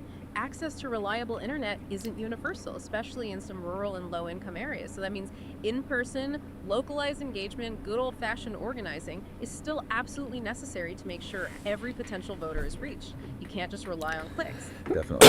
We also have to confront the sheer effectiveness of the opposition in these digital spaces, what the sources call the alt-tech meme challenge. So alt-tech refers to those social media platforms, things like Parler, Rumble, Odyssey, that basically popped up as refuges for the far right, often after they got deplatformed from mainstream sites like Twitter or Facebook. And these platforms can become these intense echo chambers where You can tell some of these sources are maybe aging out pretty quick because since Elon Musk bought Twitter, they haven't really needed to hide or like go to these alt platforms anymore. Like Truth Social and Twitter, kind of both the same thing, have become way more mainstream modern refuges. But yeah, there was like a whole wave from 2015 until like 2022, I guess, of weird websites that just became racist 4chan clones. They all ended up like sinking because of the legal liability of like, they just attract pedophiles. Because that's who these people are. Misinformation, conspiracy theories, really extreme stuff circulates freely, and often the goal is to then seed that content back onto mainstream platforms to influence broader opinion. Right. And the alt-right's digital strategy, as described in the sources, is often explicitly based on the belief that politics is downstream from culture, meaning change the culture first and the politics will follow. They've become incredibly effective at using memes, irony, humor, and manipulating algorithms.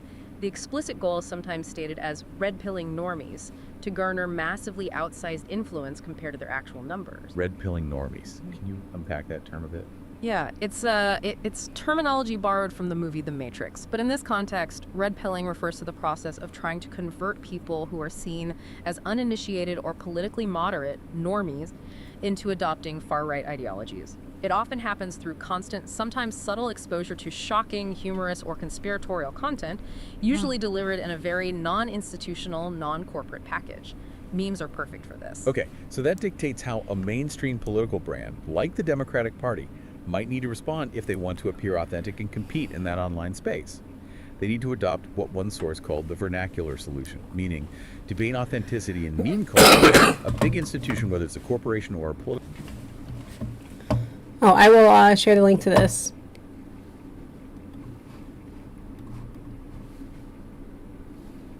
party, has to somehow stop acting so, corporate or institutional online. Exactly. It's a huge challenge for large organizations. It basically means surrendering a degree of message control, preferring fast, playful, maybe slightly ironic communication over slow, carefully vetted institutional responses. It means using the vernacular, informal language, maybe lack of capitalization or punctuation in some contexts, self-aware humor to achieve relatability.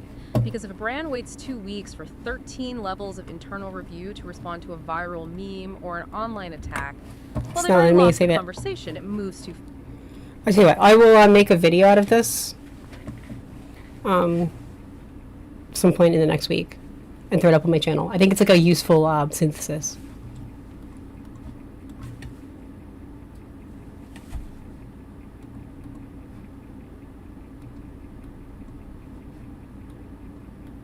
Oop, I broke it. Welcome to the points on key. It really does.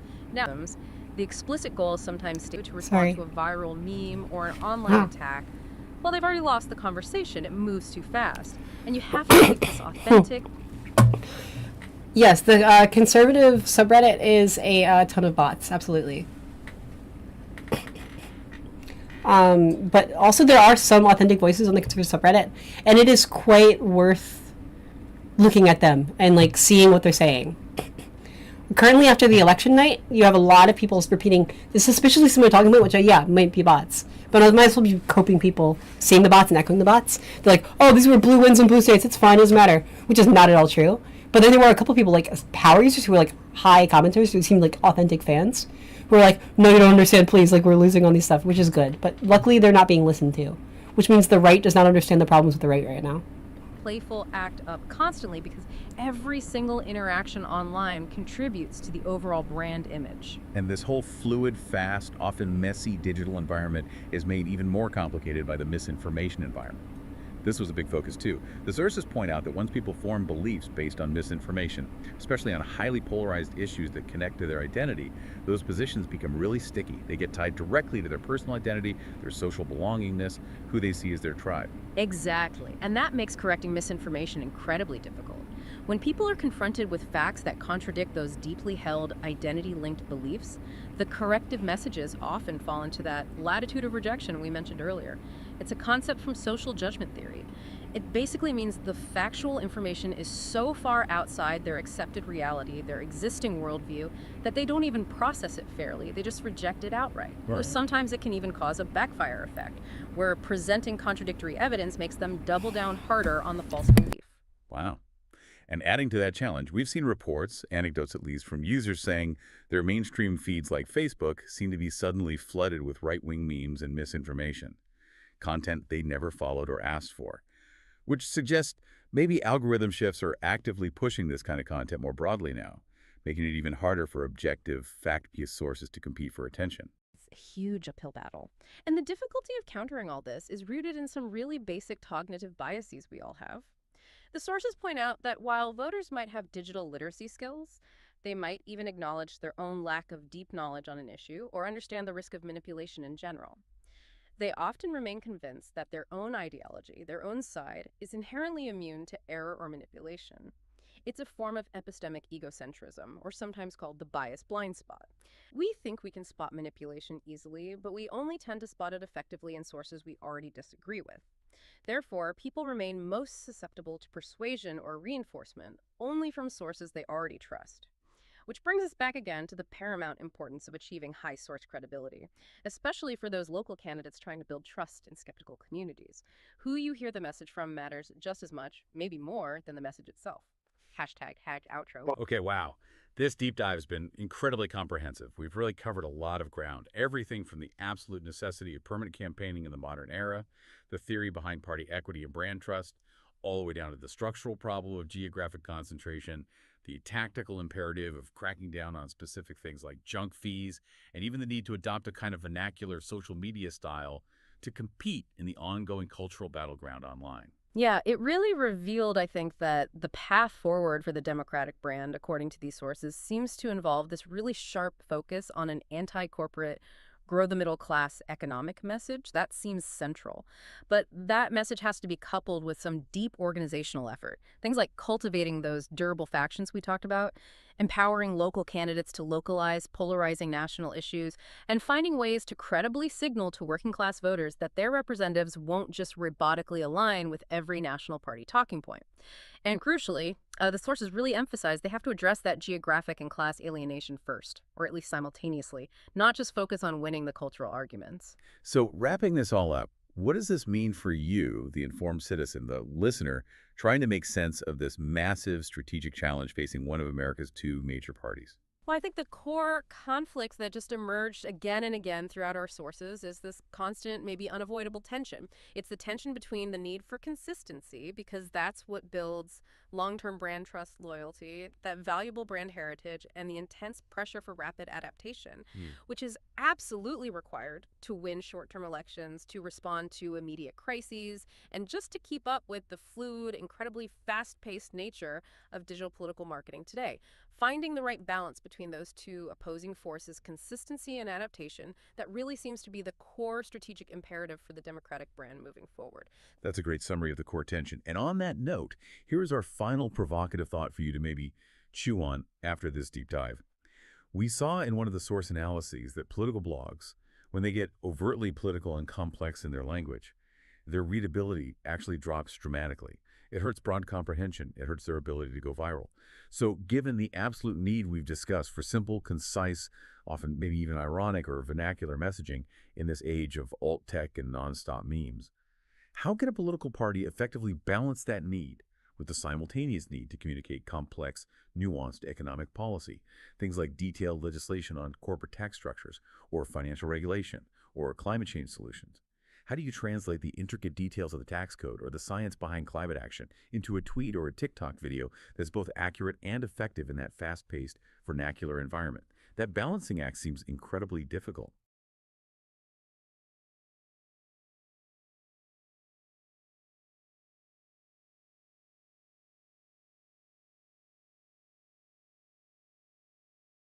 That is the end of that. Congrats. We are done with it, okay? This is fascinating to me. And I think, I especially like the summary at the end, because we had to split this over 2 days and talked about other stuff on the way. This is a really interesting problem.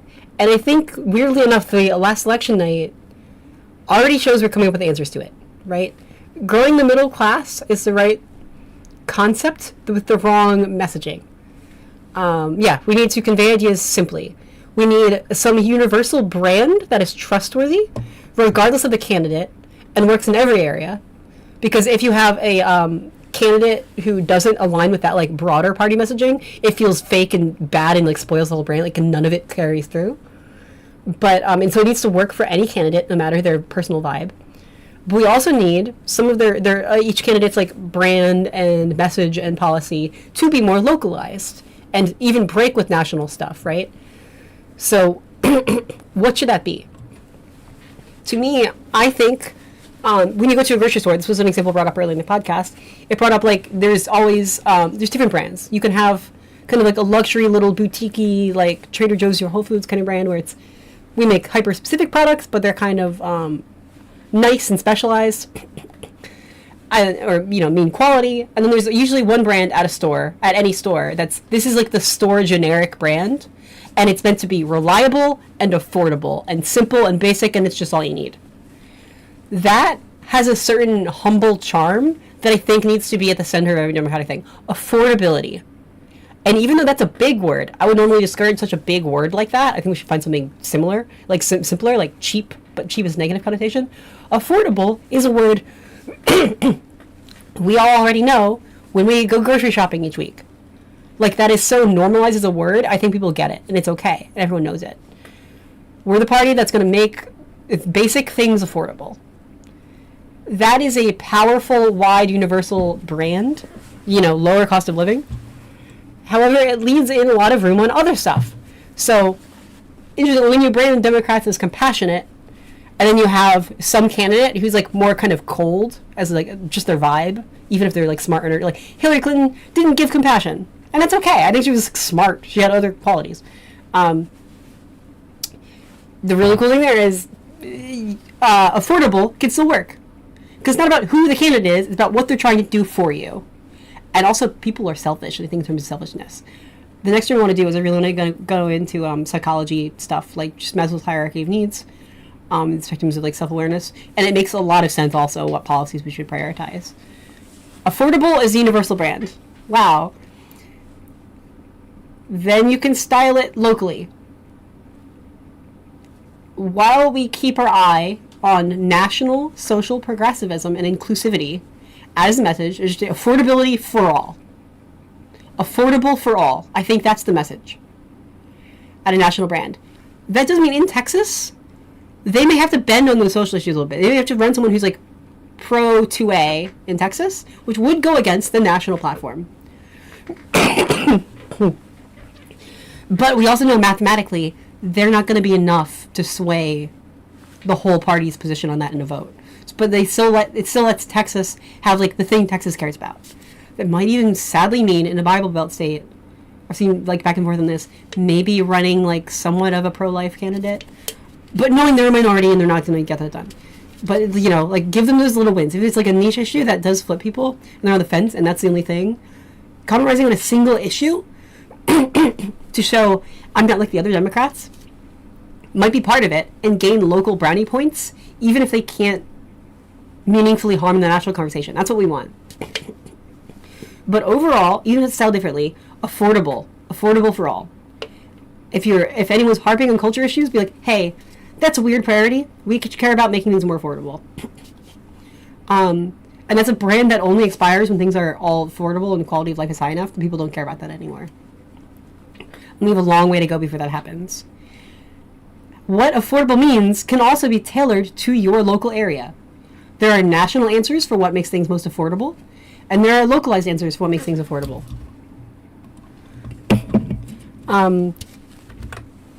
For like New York City, free buses make sense. That's a good policy. Free buses in like a rural spread out state in the Midwest or like the Deep South or Appalachia doesn't make sense. Like a bus line doesn't make sense.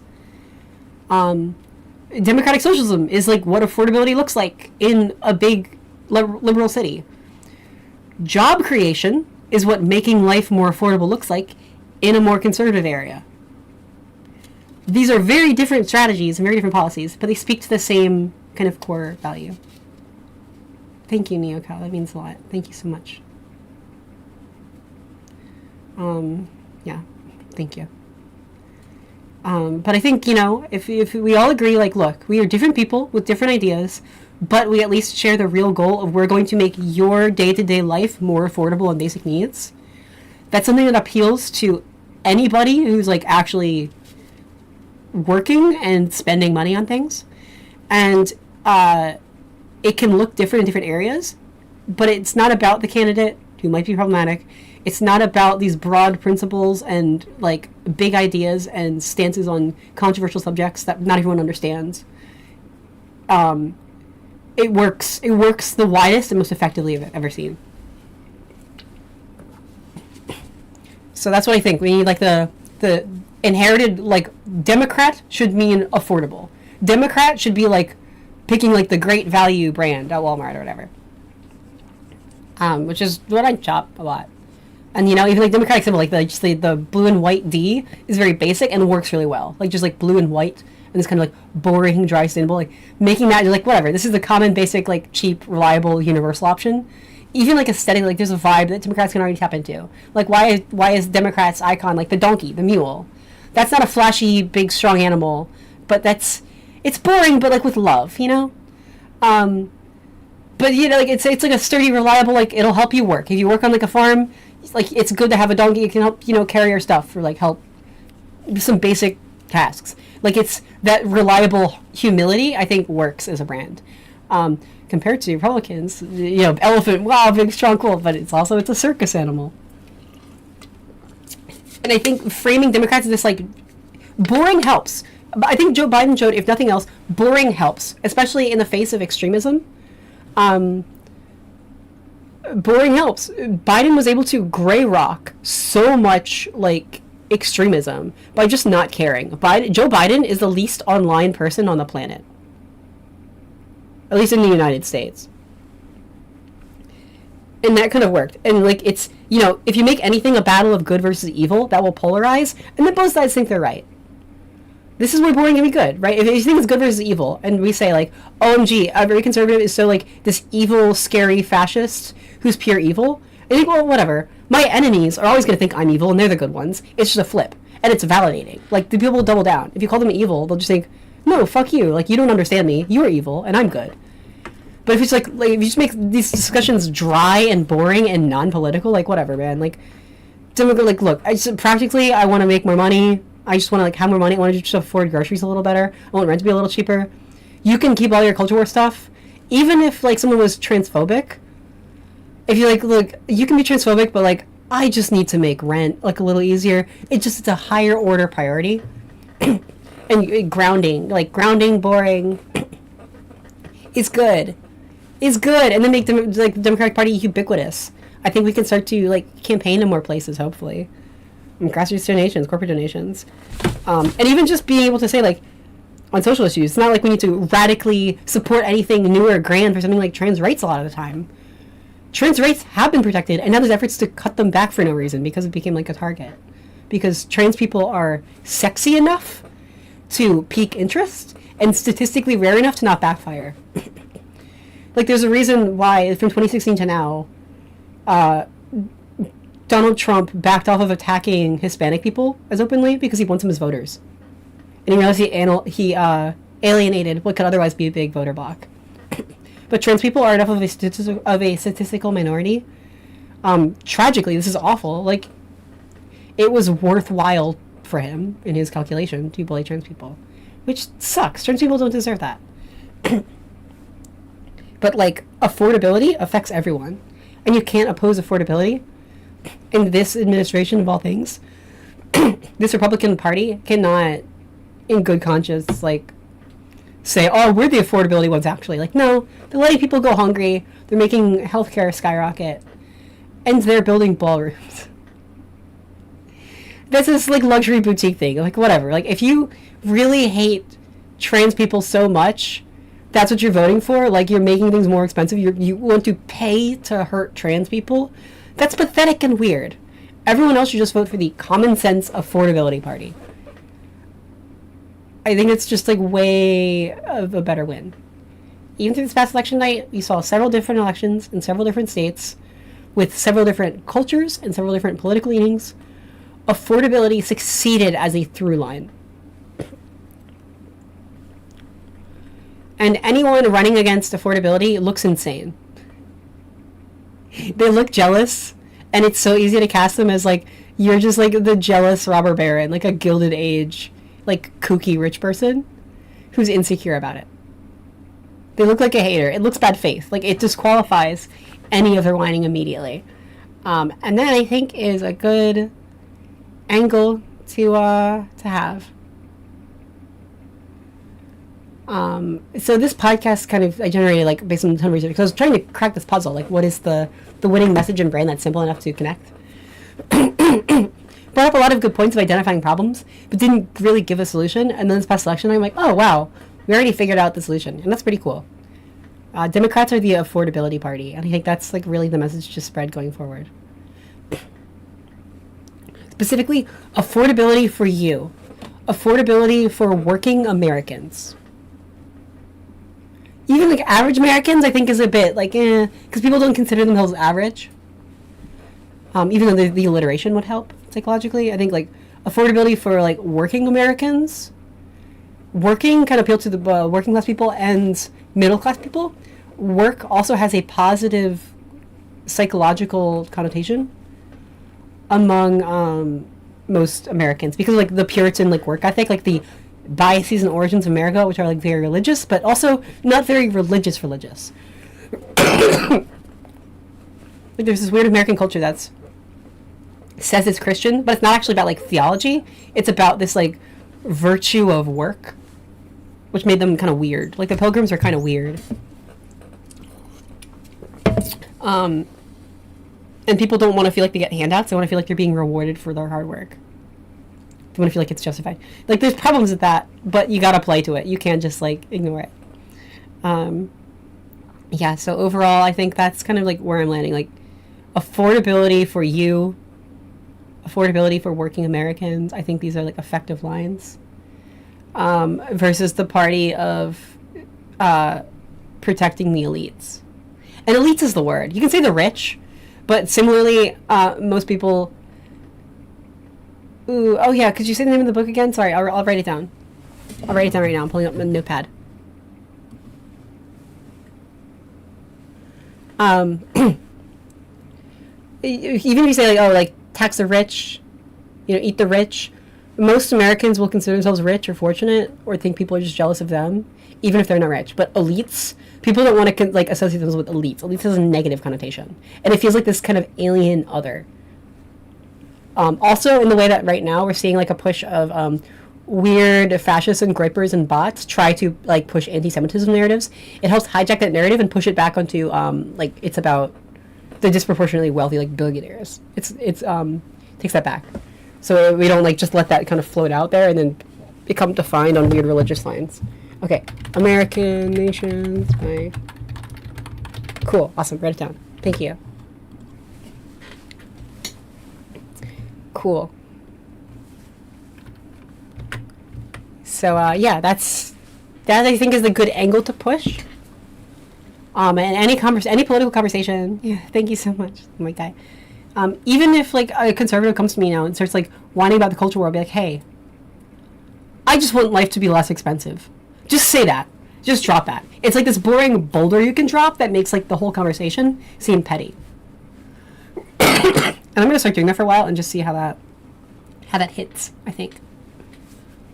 And just make it feel silly. Like I think we can just kind of gray rock the culture war. I think that's the only way out. Is it called gray rock? I should look that up. I'm sorry. Oh yes, rhetoric surrounding billionaire critique is absolutely too simple and thought terminating. I think theoretically, if we had a fair world in capitalism, which I know a bit of an oxymoron, but whatever.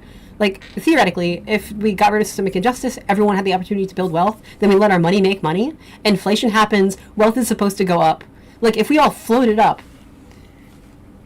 It's not that like I want to like hate billionaires. Like I want everyone to have that same privilege of a billionaire. I think that would be awesome. That would be the ideal, right?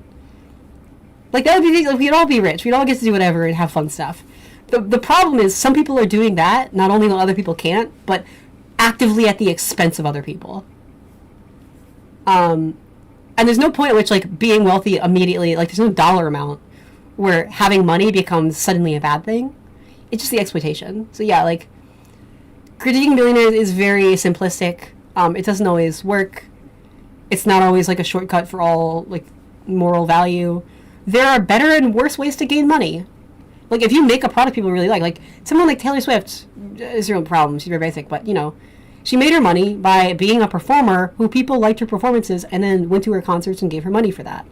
a lot. Like, I mean, that's a very simple way to put it, but overall, like, that is self-made. That is not as harmful as someone who just inherited a horrible amount of wealth that was unethical, and then just, like, profited off of the investment of that and didn't earn any of it.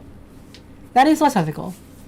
And yeah, I think it's very important as well to distinguish rich from, like, elite, like this other kind of caste of people entirely. It's insane, because I mean, people will consider themselves like, hey, but I want to be rich someday, and you're telling me like we just have to be poor. That feels scary. You're like, no, we want to punish people from being rich, but like there's a difference between that and a class of people who are so far removed that they live their entire lives off of investment and they never work or try or do anything, and they want to stay out of the spotlight as much as possible. And yeah, the problems with billionaires, it's not about the wealth per se, but it's about, like you said, externalities of the wealth, of the power concentration. That is a problem, I think. And there's a concerted effort. There are even things like moving everything to a subscription-based model. There's the one angle of that, which is like the profitability, where you pay less, but you don't end up owning things after time. Part of it's like, oh, this is just a more monetizably optimal kind of thing. Another problem is long-term, generationally, the super rich elites care less about money because it doesn't make a difference anymore, and more about power, like securing power. And this is where it gets weird and creepy, because if you go through generations where your family doesn't own anything, they're like locking in more of a caste system, and they own things across the board. Like, they want to stop you from building generational wealth. They will dump more money into stopping Mamdani than he would even tax them, because it's about this narrative of power they can kind of monopolize and lock in and secure over time. They don't want you to think that you have a voice. Like, it's a bigger, broader psychological, sociological power game that creeps me out. And currency not circulating is a big issue. Yeah. No, like, if you're rich people, I want them to spend their money on, like, ludicrous, funny stuff that may succeed or may fail. I want, like, Mr. Peanut Butter. I want Nicolas Cage. If you are super rich and you're putting your money in things that are not, like, circulating the money, like stocks you don't plan on selling, properties you don't plan on selling, that's a big danger. Like, properties as something to invest in, nonsense. Because then people can't stay in those properties, and that's a problem. So, yeah, that's kind of the problem there. Like, we need to find ways to tax that holding on to, like, hoarding lots of wealth and then sitting on it. So then people feel more incentivized to spend. That is, I think, the big goal of any progressive tax system. And we need to, like, stop the kind of hardening and spreading class disparity. Because we're getting, like, a K-shaped or an hourglass-shaped economy, where you're either, like, invested in a bunch of tech companies and you keep floating up, or you have to work for anything and you just keep going down. When we can stitch that economy back together, I don't care what people do. Like, some people can, work harder and flourish, sure, but you actually have to work harder and flourish, or you don't. But we don't have a meritocracy anymore. They just want everyone else to be, like, a weird AI-addicted factory slave. And I think that's bad.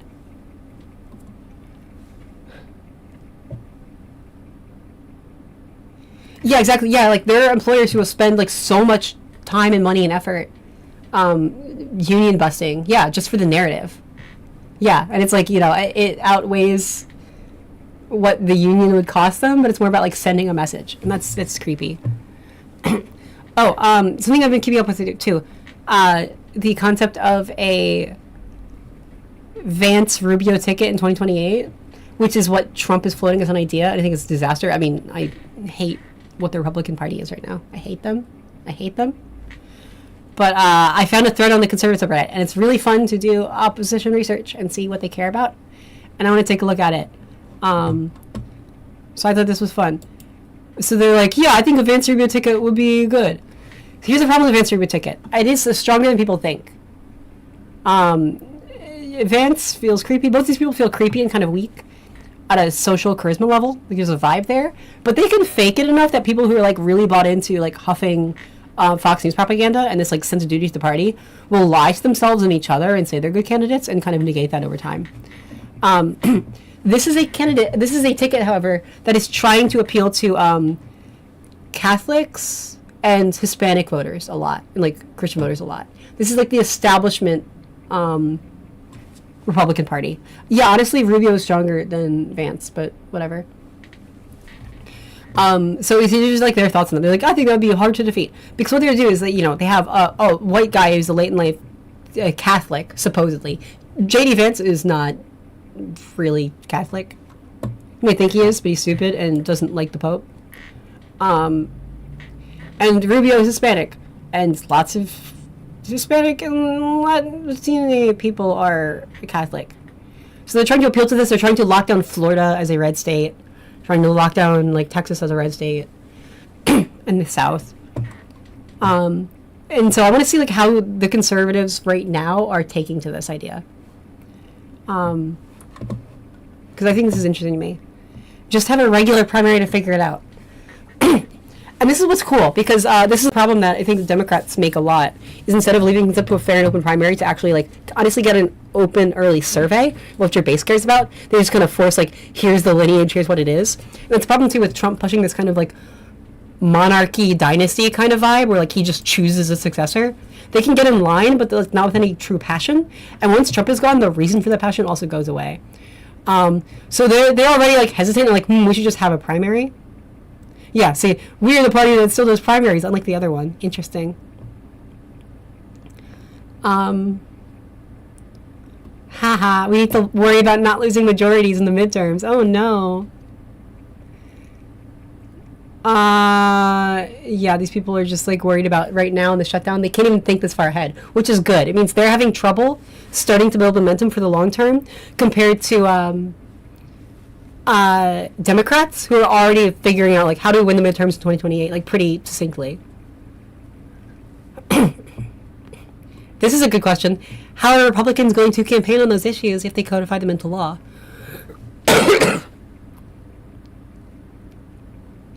Filibuster where they have to talk? Yeah, no. Interesting.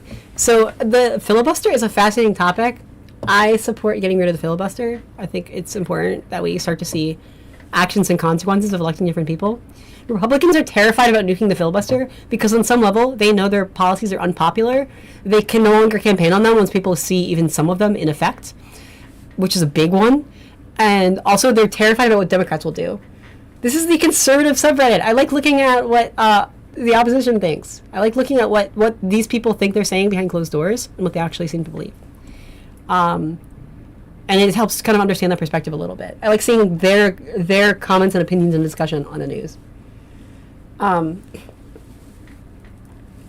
the Republican Party is not going to turn out for a more traditional establishment Republican, which is like what Vance and Rubio represent now.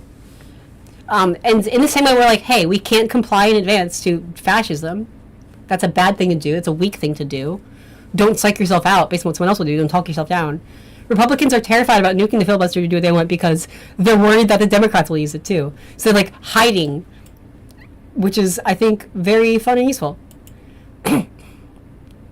This person thinks that the Republicans need to learn lessons from this week and their big losses.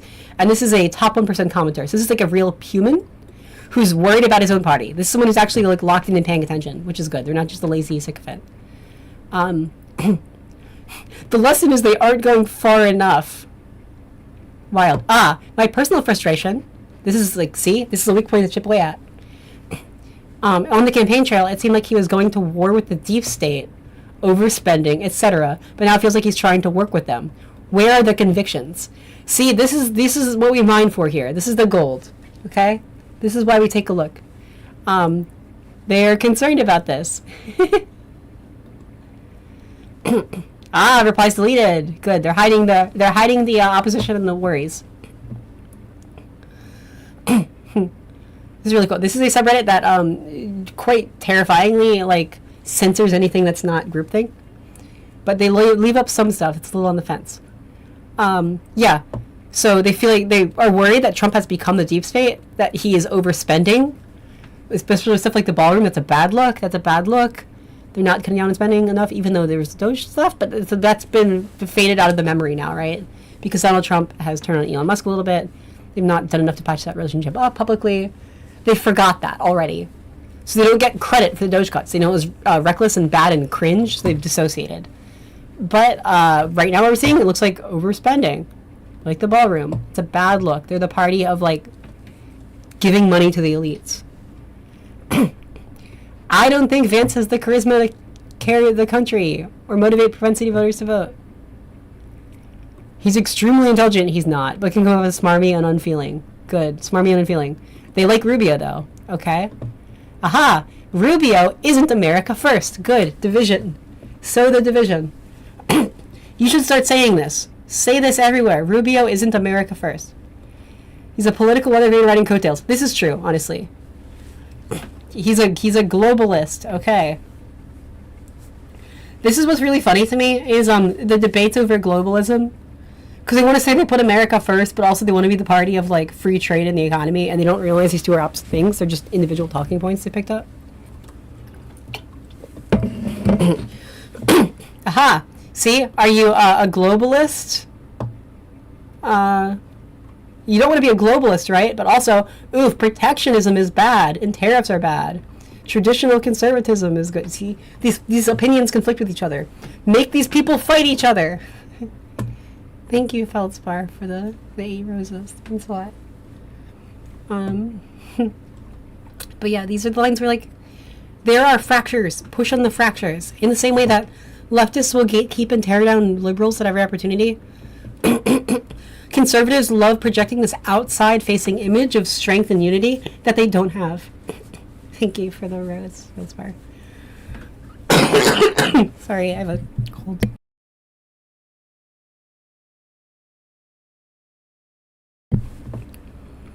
I don't think Vance has the charisma or strength of personality to win the nomination. He's a good lieutenant. Not sure he makes a good captain. Thank you, Feldspar.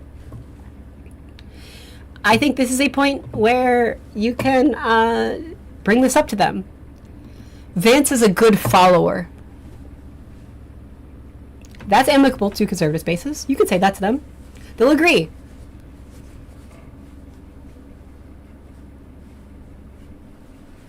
A link for donations.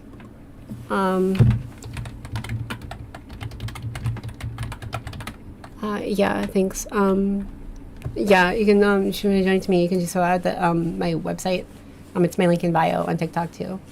It's cheeserightshow.com. I also make funny, like, shirts and hats and stuff.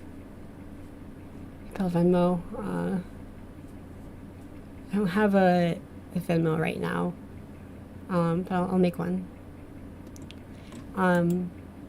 Yeah, so it's important to see that, yeah, but thank you, though. I'll work on getting something like that. I have a PayPal, but I have to look up what it is. Oh, yeah. Vance is weak. All right, good to know. Thank you. Thank you so much, Feldspar. It really means a lot. Yeah, but these are the lines to push on. These are the breaks. Oh, all right. My partner got home, so I'm going to end stream for the night. But I will do more of this, like, every weekday. I'm going to take a weekend off. But, yeah, it's coming week I'm really going to same. So in the future, we're going to look up more on kind of news and, like, what the conservatives are worried about as this shapes out in the wake of the election. I think will be really good. So thank you so much for being here. Thank you so much for all your support.